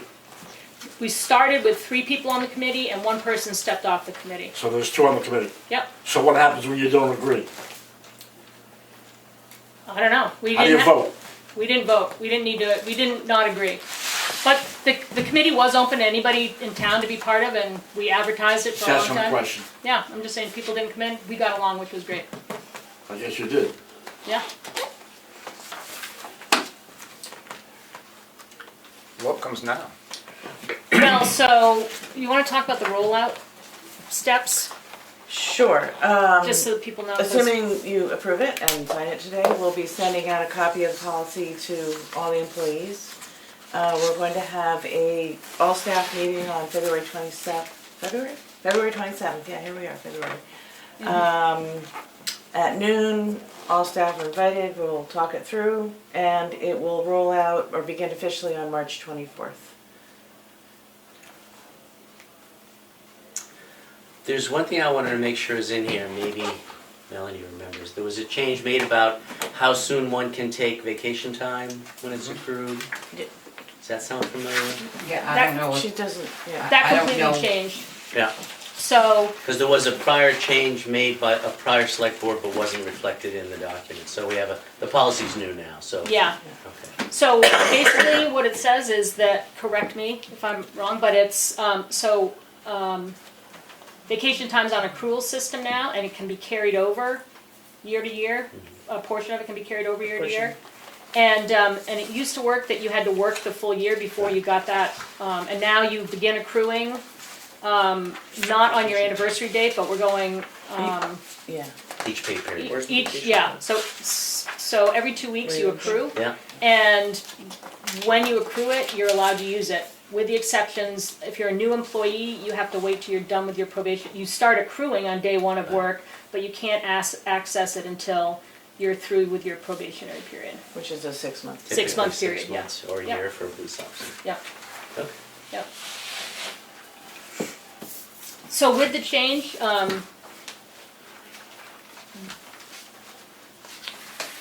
there are, because it's a different kind of system, and we have a couple of employees who will be above they'll be starting beyond our maximum accrual of hours, because we're going to an hourly system. And so we'll work with them separately about their solution for paying them for what they've already earned, and then they'll just start with the maximum. Max. Yeah. Mhm. So they won't lose. So they'll get a check for what's over the max. Yep. They'll get their benefits still. Yep. Is there wording in here to support that system? Yeah. And we've drafted a separate letter for them too, to explain it, that the attorneys made it clear for them. So in the What page, John? vacation, What page is it? On the bottom? 17. Yeah. So employees who have worked for 20 years or more for the town will receive an additional 0.31 hours, up to 8 hours per calendar year for every additional year worked, up to the total maximum, no more than 240 hours total occurred in a calendar year, 30 days. So at some point you would max out how much vacation time. Right. Yeah. Right now with our There's no current cap version. right now. Yeah. Right, and so that's why we have a couple of employees who are at the cap already. They're over the cap already, so they'll be compensated for their overage. They won't lose it. They won't have to just. But they won't gain anymore. But they won't gain anymore.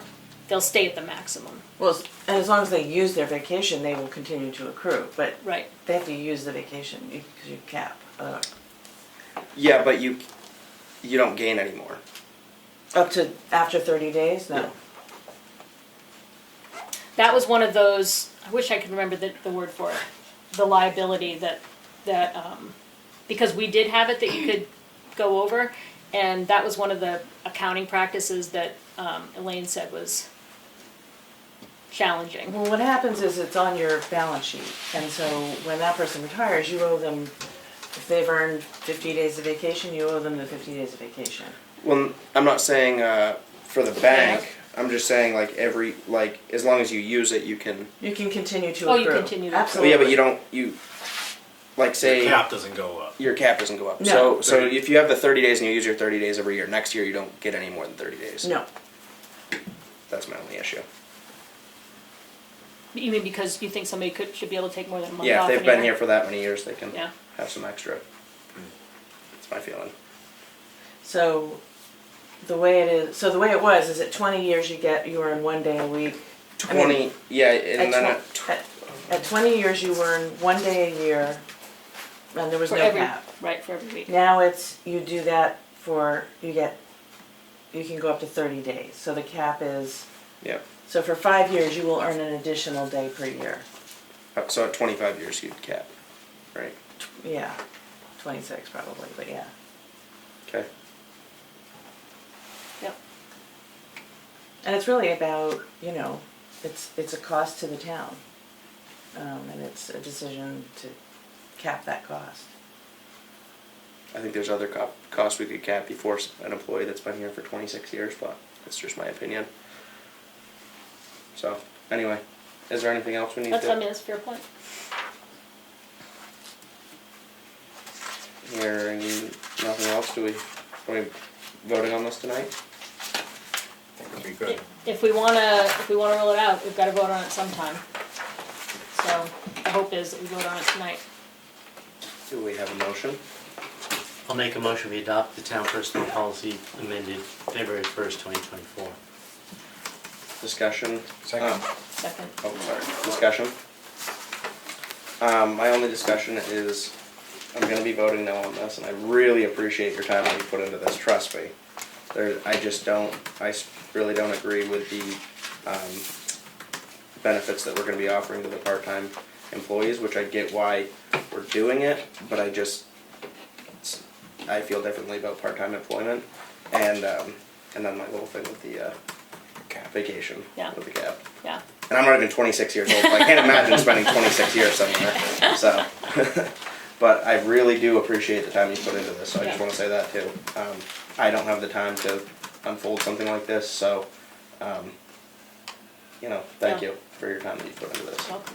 And I just wanna say, those are fair points, and those are actually, like, the areas that we, besides sitting with the lawyers about the minutia of language, we spent more time talking about trying to figure out what the most fair way to support employees was, and to find the middle road, and Yeah. I hear you. Any other discussion? Hearing none, roll call vote. Did you say yes? Fair, yes. Schaefer, yes. Prentice, yes. Robert Snow, 4 yes with 1 no. And thank you again, I do appreciate the time you put into this, because I could not do it. Moving on to the administrator report. Just the bank balance, sorry, I have an agenda on me, is $4,268,810. Been working warrant article, DRA, budget, pretty much all the time. Budget fund. Budget, warrant, yeah. Moving on to the signature file. I make a motion to approve the meeting minutes for January 18th, 2024. Second. Roll call vote. Did you say yes? Fair, yes. Schaefer, yes. Prentice, yes. Roberts, yes. 5 yes, 0 no. I make a motion to approve the non-public meeting minutes under RSA 91-A:3, 2E, Session 1. Non-public meeting minutes under RSA 91-A:3, 2E, Session 2. Non-public meeting minutes under RSA 91-A:3, 2A, Session 3. Second. Roll call vote. Abstain? Fair, yes. Schaefer, yes. Prentice, yes. Roberts, yes. 4 yes with 1 abstention. I make a motion to approve the intent to cut for map 402, lot 13, access road, route 16. Second. Roll call vote. Did you say yes? Fair, yes. Schaefer, yes. Prentice, yes. Roberts, yes. 5 yes, 0 no. I make a motion to approve the investment policy for, It's already approved, you just have to sign it. I rescind my motion. I make a motion to approve the, we did that, we did that. Fireworks. I make a motion to approve the application for permit for sale of fireworks. Second. No, I was thinking Roll about call, something to see. roll call vote. I assume this is the fireworks store. Yeah. Yes. So it's that's my discussion point, is it's a continuation of. Oh, sorry. Yeah, probably the annual. annual. Yeah, okay. Yeah. Did you say yes? Fair, yes. Schaefer, yes. Prentice, yes. Roberts, yes. 5 yes, 0 no. I make a motion to approve the abatement for map 214, lot 217, sublot 1 in the amount of $352.00. I make a motion, nope, I don't make another motion, the same motion. I also approve the abatement for map 407, lot 26 in the amount of $3,398.00. Second.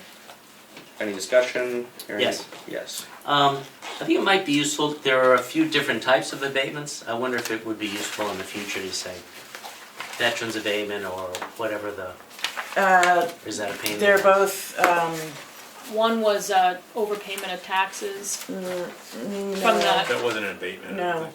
One Oh, was, the assessor should not have included state education tax on a utility. That's the yeah, smaller one.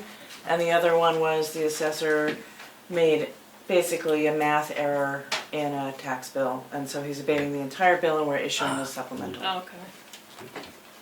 Thank you. Any other discussion?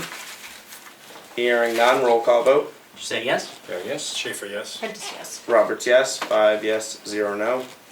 I think we voted on the letter last week. We just have to sign it. Yes. I make a motion to approve the IRS mileage form. Did we? We No, already you Did that. Yeah, Yeah. just have to First sign on the it. motion. Personal policy notification. I make a motion to approve the employee personnel policy notification letters. Second. Just so you know, so every employee is gonna get a letter with their copy of the personnel policy, and it's personalized to them with their updated benefit numbers. I made that motion. Yep, that was discussion. We had a second. Yeah. So roll call. Roll call vote. Did you say yes? Fair, yes? Schaefer, yes. Prentice, yes. Roberts, yes. 5 yes, 0 no. I make a motion to approve the payroll in the amount of $43,408.22. Second. Any discussion? Hearing none, roll call vote. Did you say yes? Fair, yes? Schaefer, yes. Prentice, yes. Roberts, yes. 5 yes, 0 no. I make a motion to approve the accounts payable in the amount of $372,318.85. Second. Thank you. The school payment is $300,000. Plowing for $11,000. Some of the plowing hadn't been paid in a little bit, so that had accumulated quite a bit because we've had some stormy weather. Hauling $11,000, and I'm assuming hauling would be for the transfer station. Yeah. and The it's- transfer station hauling. Those are the three big ones. So those are the three big ones, and then so that would give us 322. Yeah. Is the rest of it small stuff? Yeah. Okay. Thank you.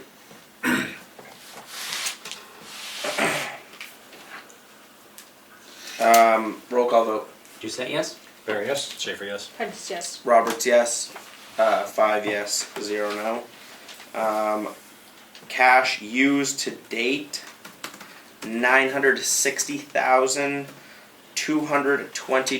$960,222.88.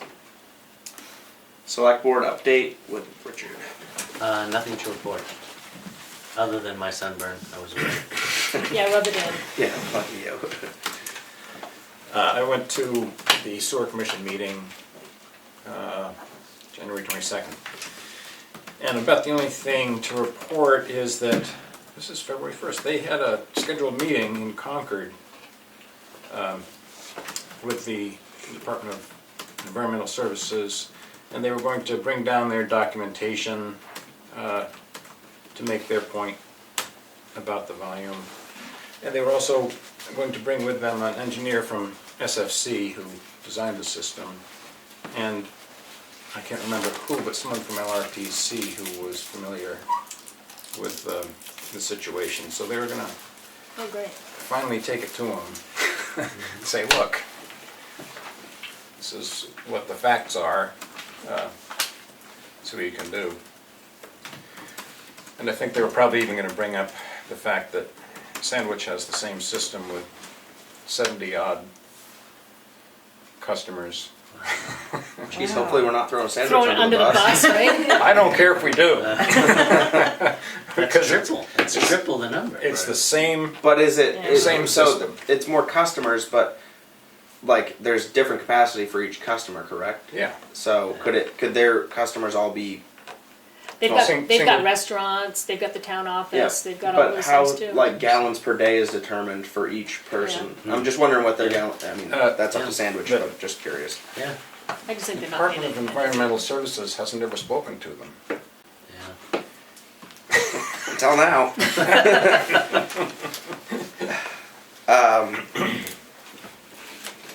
Well, Anyway, yeah. so that was, they were going down there to try to get this thing sorted out.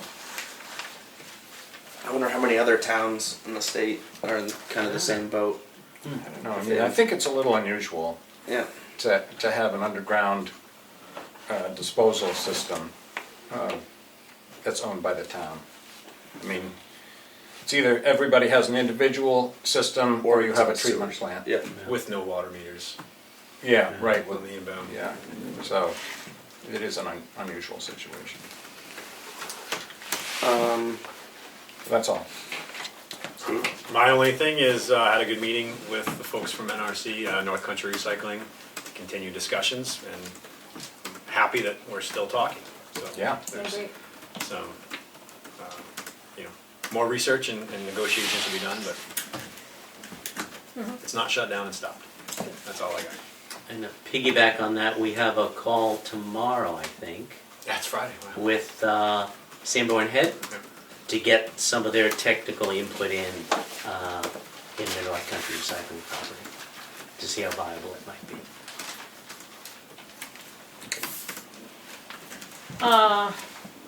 Been a busy planning board couple of weeks. We had a planning board meeting 2 weeks ago, which was typical with hearings and whatnot. But last night, we had a meeting at 4 o'clock with,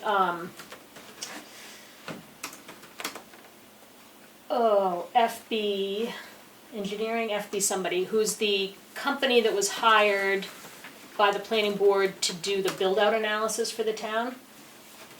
So it actually took me until halfway through the meeting to figure out why we were doing this, and then it was like, oh, that's interesting. So what they're actually going to do is look at the town, and they're going to plot where they're going to look at all the soil overlays, what's wherever, and then they're just going to plot where everything is, where the existing structures are, businesses, houses, whatever.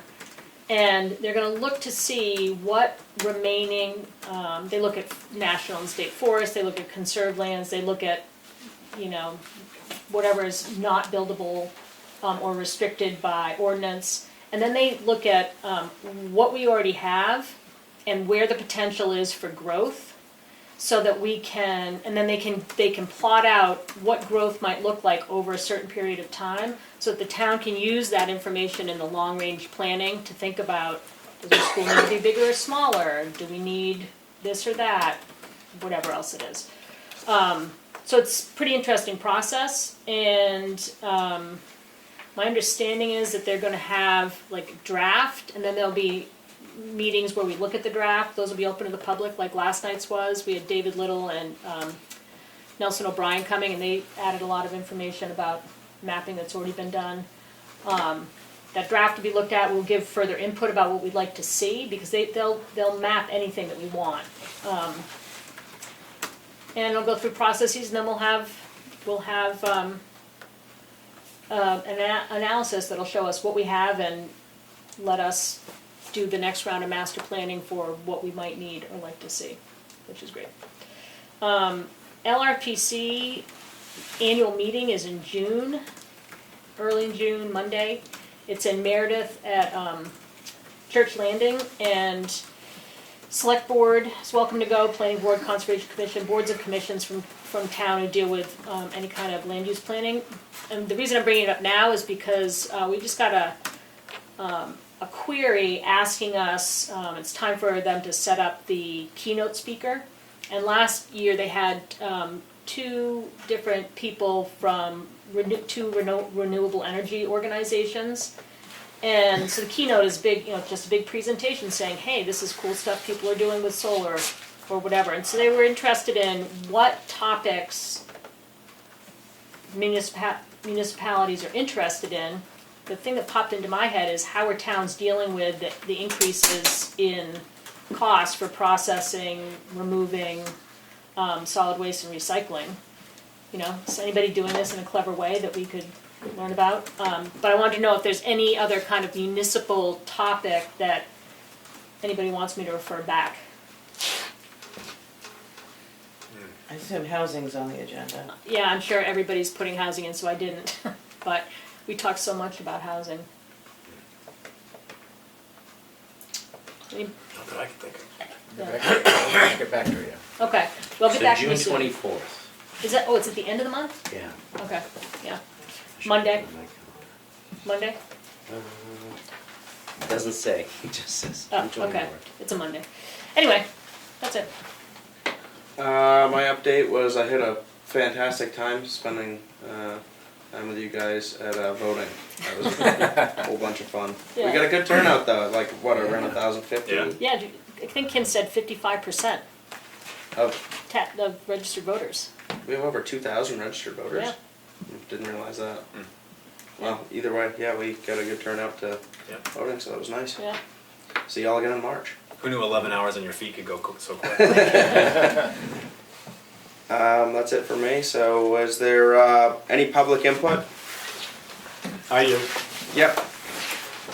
I don't know how to pose this question, but the budget hearings are both for the town and for the school are the same day, Huh. the same time. There's no way, I was confused about that. They were both listed as the 8th. Ours is the 7th, and the school is the 8th. We have a second one if needed, the 8th. Oh, that's what it is. So that would. Is 8th So- the Friday? A Friday? Thursday. Thursday. No, Thursday. So the Ours- 7th is a Ours Wednesday. is the Yeah. 7th at the library. And on then, Wednesday, yeah, and theirs is, the 8th. I believe theirs is the 8th. But what would we do? Well, If, I understood it as being the same day.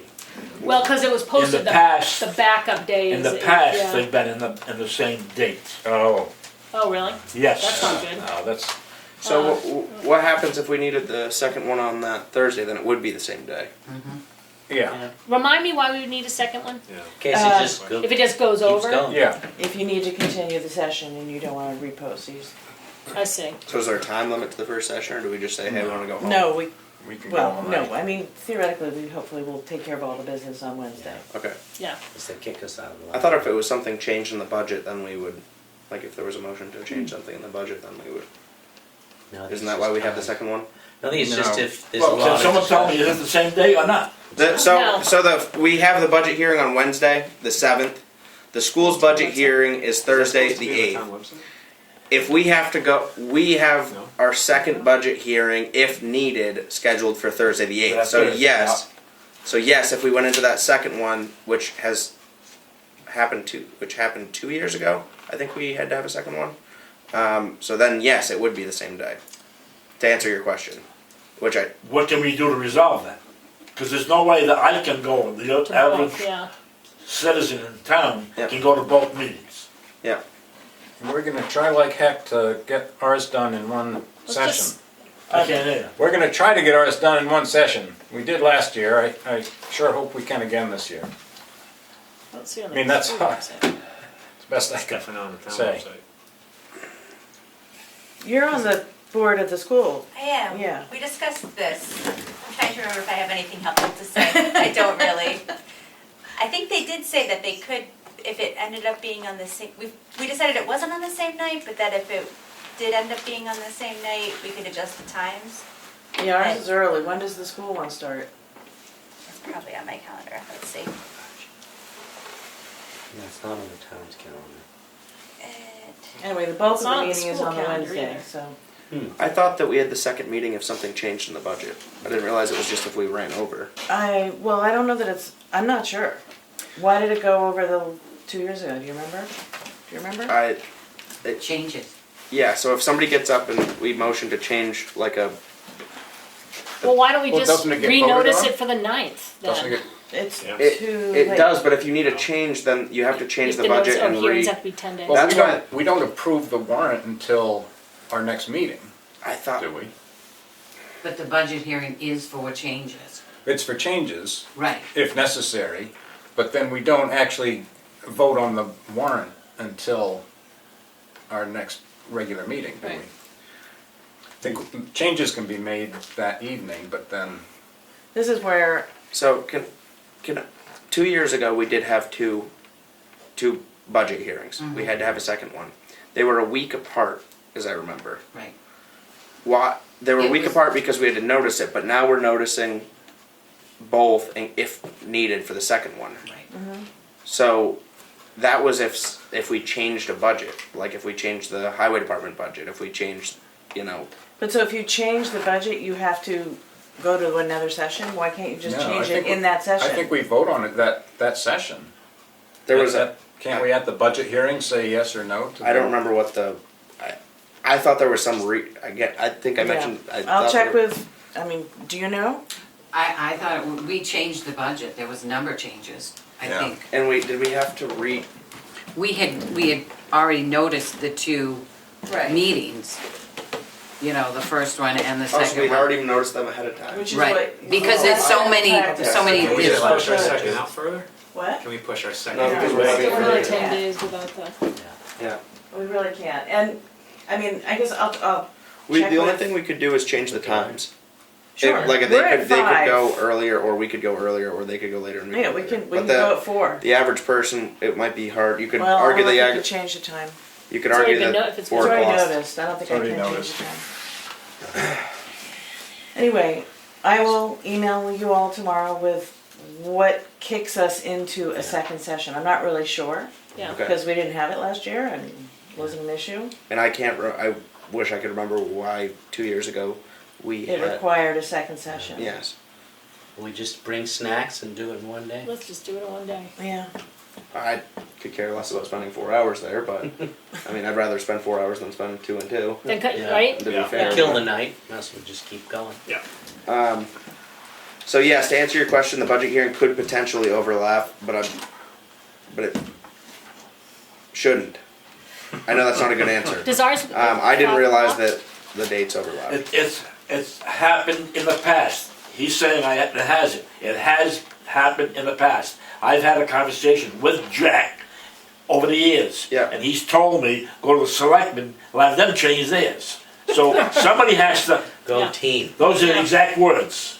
Okay. We could change So it if we had more it's time. happened in the Yeah. past. Yeah. So the only thing we're doing different well, not this year necessarily, but in the past, when 2 years ago, I believe we had the budget hearing a week earlier, so that we had time to have that a week difference. I believe.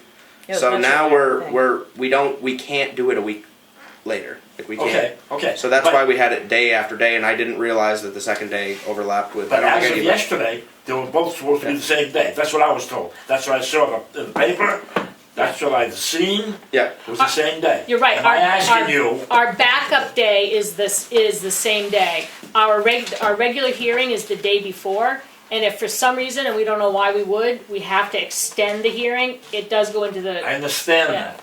But initially, they were set for the same date, and it has happened in the past. I'm asking you, I didn't realize that it's not the same day. But next year, I think that somebody has to see, Okay. When the school is. Sienna and I will promise to Sure. coordinate. Yeah. Yeah. She's right there. No, No, that's- Seriously. I'll check in. It's Yeah. a good Yeah. point, Bruno. Yeah. no, people should be going to you vote. Well, remember maybe the- discussing at that point when we were talking about the meeting, when this meeting was, when the budget hearing for the town was? So if we had that info before we decide on that, then we could take that into consideration and make sure it's not overlapping. Yeah. Okay. Yeah. Thank you for your question, Bruno. I didn't realize that it. I don't think about the school stuff. To be honest with you, I know that's We don't talk enough. not a good Yeah. thing to say, but yeah. Does it make sense to alter the calendar for the posting on our calendar for the 8th? Like, if needed in parentheses or something? Too late. It says You it. can't. You can change anything you want on the town website. I'm not asking you to change the public hearing notice. Oh, What is on the website? It says the 8th is a public hearing. There may not be one, so we Just could say just if say needed. as it needed. says if, If it needed. says It if says needed. It does not. Yes, it I just does. looked at it. Oh, well, It that's a says, change that I On didn't the 8th, make. budget hearing dash library dash downstairs meeting room dash if needed. Okay. Maybe it reads different on a bigger screen than on my phone. I don't know. Yeah. Good. Could be. Thank you. Well, but a bigger question would be too, why aren't, I mean, I can see the school having its own calendar for like very school-specific things, but if it's things like the budget hearing or voting or whatever else, those should be on the town website, on the calendar. Yep. I mean, it just, we should just make it easy for people to go to one spot. Yeah. You know, yes, we can go look at 2 websites, but why not just have it in one? If least it's for the big I'm not things. saying the basketball games, but the big things. Yep. So maybe we can ask Thank you. Our webmaster. our webmaster to do that. Is there- That would be handy. Is there any other public input? Yes, Yeah. no? I have a question about the townhouse budget. I don't know if you and Carl, you and Richard and Carl, have gone down to the townhouse and seen when the snow comes off the roof, that one windowsill that is rotting, the other windowsill on the other side of that little Side of the shed. entry. But also, I was there one day and the snow came off the roof Mhm. and it hits the windows. Oh, you mean it comes off that entry roof? Yep, Ah. yep, Back. and it goes back and hits, and if, I talked with Rick about it, because he was there one day when I was, and I think those 2 windows need some sort of a storm window, not Yeah. another glass, because Plexiglass then, or something, yeah, right? something on at least those 2, just for the winter. The Yeah. 2 on the bottom facing the inn. No. No, No, the on other the side. parking lot side, Oh. where the little entryway roof is, on each side of Okay, I those. see. Yeah, The the really windows. rotten one and the other one. And the other one is starting to rot really badly. Yeah. So I don't know if it was any money can be put into the budget for at least 2 storm windows. I mean, those, Yeah. on the other side, it was, somebody bought a piece of, it's not plywood, it's the other, Yeah. Masonite. right. Oh, yeah, OSB. that we just put on that Ah. window. So there might be like 3 windows Well, that would Well, we need might- some sort of protection. There might be enough in the maintenance budget, Yeah. because I don't think it has to be a fancy, No, I think it just has to be well done. Yeah. A piece of A big piece of Lexan or Lexan, plexiglass. exactly. yeah, So maybe we can find that And we do have the sill in the budget. right, we have the one. Yeah. one, but the other one Yeah. needs to be And we done. also have a contingency for buildings. yeah. Yeah. So Yeah, What have you guys done about the roof that you were supposed to be making a change on that building? Rick made repairs, and those repairs will last for years. So Including where the stairs were Yeah, yeah. interfering? yeah. he replaced all the treads and the rotten trim. And we'll sit and wait and keep an eye on it. Because the estimated cost to build us a new one was like $63,000 or Yeah. something. So he said, well, he spent maybe $1,500 and it's fine. If that. Carl, can you follow up with Rick about the? I will. I will talk I to mean, Rick. he knows about it, 'cause he was there. Yeah, I mean, I'll talk to him about action Right. and getting it done. Is there any other public input? Yes. About the personnel policy. It's gonna be mailed out, but do the employees have to somehow acknowledge that they've read it Yeah. Yes. and accept it? Yes. Yeah. There's a signature sheet. Okay, Yep. thank you. Becky's other- in the waiting room. Is there any other public input? I just There wanted to might say be. that I really appreciate that you're looking at your personnel policies and making sure that employees are feeling valued and have the right kind of benefits that will make them stick around, because having a cohesive group of staff who feel committed and valued is the kind of thing you need for an organization of any kind to operate well. So I think it's a really valuable use of our time and resources. Thank you for doing that. Becky wanted to comment. Is there any other public input? Becky, Yeah, she's connecting.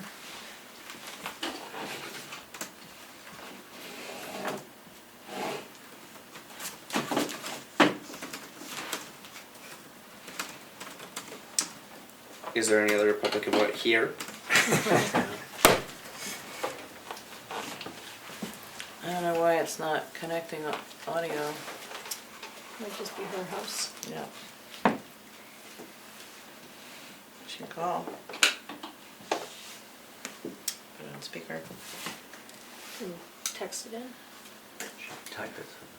Go to chat. Give it a minute. Little joke. We're waiting for it to connect, Bruno. Oh, It's not okay. connecting for us. Yeah. We're giving it a minute. Oh, there we go, we got some. So two. Oh. Oh, good. Town held Yeah. 2 budget hearings from 2018 to 2021. Town, oh, Okay. Because the RSA 32:5(2), all purposes and amounts of appropriations to be included in the budget or special warrant articles shall be disclosed or discussed at the final hearing.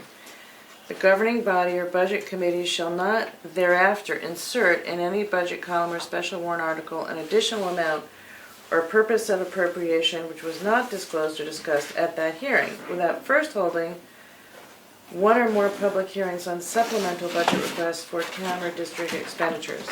Did I get that? So, if you add something to the budget, After the fact, but if you do it that night at the hearing and you make the change, it's okay. But if you say at the hearing like, oh, I'm gonna go check that, and then you I tweak think it that- after, you can't right, do it. Right. But if it's made that night, it's okay. okay. Because we tweaked some things last year. I think Bob Seston or somebody had some yeah, he did. math correction, whatever. Yep, some correction. And I The think point is Richard that's- Roberts came in with some decreases in his budget. Decreases, yeah. last year.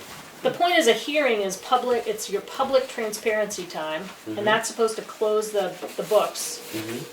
Yeah, can't change it after So you that. can't go do research and change it after without another hearing. Yep, that's good, thanks for that RSA. What is it, RSA 32:5(2). Yeah. Well, that was helpful. Yeah, that was Yeah. good. Thank you, Becky. Is there any other public input? It's got a gavel, I can see it. Well, I have something good to report. Yeah? The county got their audit back, and there was absolutely no problems found at all. Wow, That's really good. that's That's really good. unusual. For Is any there- audit, not just for the county. Is there any other public input? And we have 2 non-publics, yeah? Yep. Oh yeah, we're not adjourning yet. No, don't put the gavel down, put the gavel down. I didn't see the bottom. My bad. Yeah. I make a motion to go into non-public under RSA 91-A:32E, Session 1, and RSA 91-A:32A, Session 2, at 7:12 p.m. Second. This is gonna take forever. They are. Roll call vote. Roll call vote. You say yes? There, yes? Schaefer, yes. Prentice, yes. No. Roberts, yes. 5 yes, 0 no. We're down in non-public at 7:13 p.m. I'll take it. What do you wanna watch? That's not good for like anybody else. I mean, unless you're sugaring. Yeah, that's true, but then it's gonna probably freeze back up solid the end of February, and then Probably. it'll Yep. glaze all your taps over, whatever it does. Yep. Oh, boy. Nothing like retapping all those trees. 7:18. I make a motion to come out of non-public at 7:18 p.m. Second. Roll call vote. You say yes? There, yes? Schaefer, yes. Prentice, yes. Roberts, yes. We are now at a non-public at 7:19 p.m. Minutes are not sealed. Before I say motion to adjourn, we had a meeting a few weeks ago where we sealed the minutes. Are we still keeping them sealed for now? I don't remember sealing anything. Yes, we did. You weren't here. Oh, Yeah. there you go. We can unseal them, right? I would just happen to think of that. I know we said that we would unseal them in the future, and I didn't want to. Sure, we can unseal 'em. Okay. I don't have that information probably to unseal them. It was it last Oh. meeting? March Or the 18th. It's in, January 18th, right here, where's the session 3A. Jeez. Really?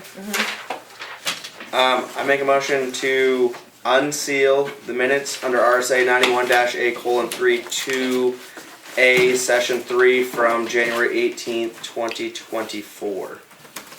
second. Wow, I got it. I'm just trying to remember the meeting and exactly the minutes we were talking about. Oh, that's what I thought. Okay. Yeah. Roll call vote. Thank you for remembering that. Did you say yes? There, yes? Schaefer, yes. Prentice, yes. Roberts, yes. 5 yes. 0 no. I thought of it earlier in the meeting, but then I almost forgot about it. But Yeah, no, anyway, good call. something simple to Good do call. at the end. Okay, adjourn when?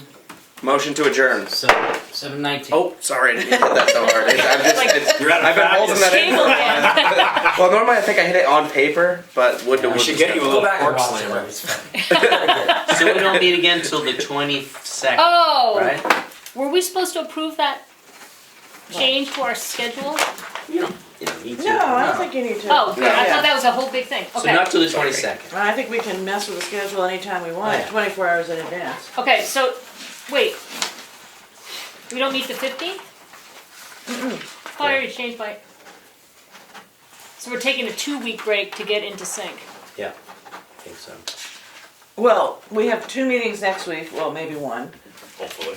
hopefully. Yeah, and then we don't have a meeting. And then there's- And then we have another one. Yeah, So we have budget hearing next week. Remind me to change my calendar. Okay. Remember. Okay. So I will not be here on the 22nd. okay. Two. There's- Email blast. There's going to be a public I hate those. hearing Then they show up on 15 times in your calendar. Keynote, The keynote hearing.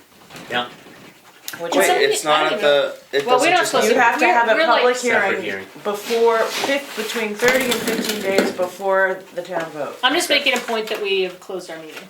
Yeah, sorry. Yeah, Oh. we're done with business. just talking. Bye, everybody. Have a great night.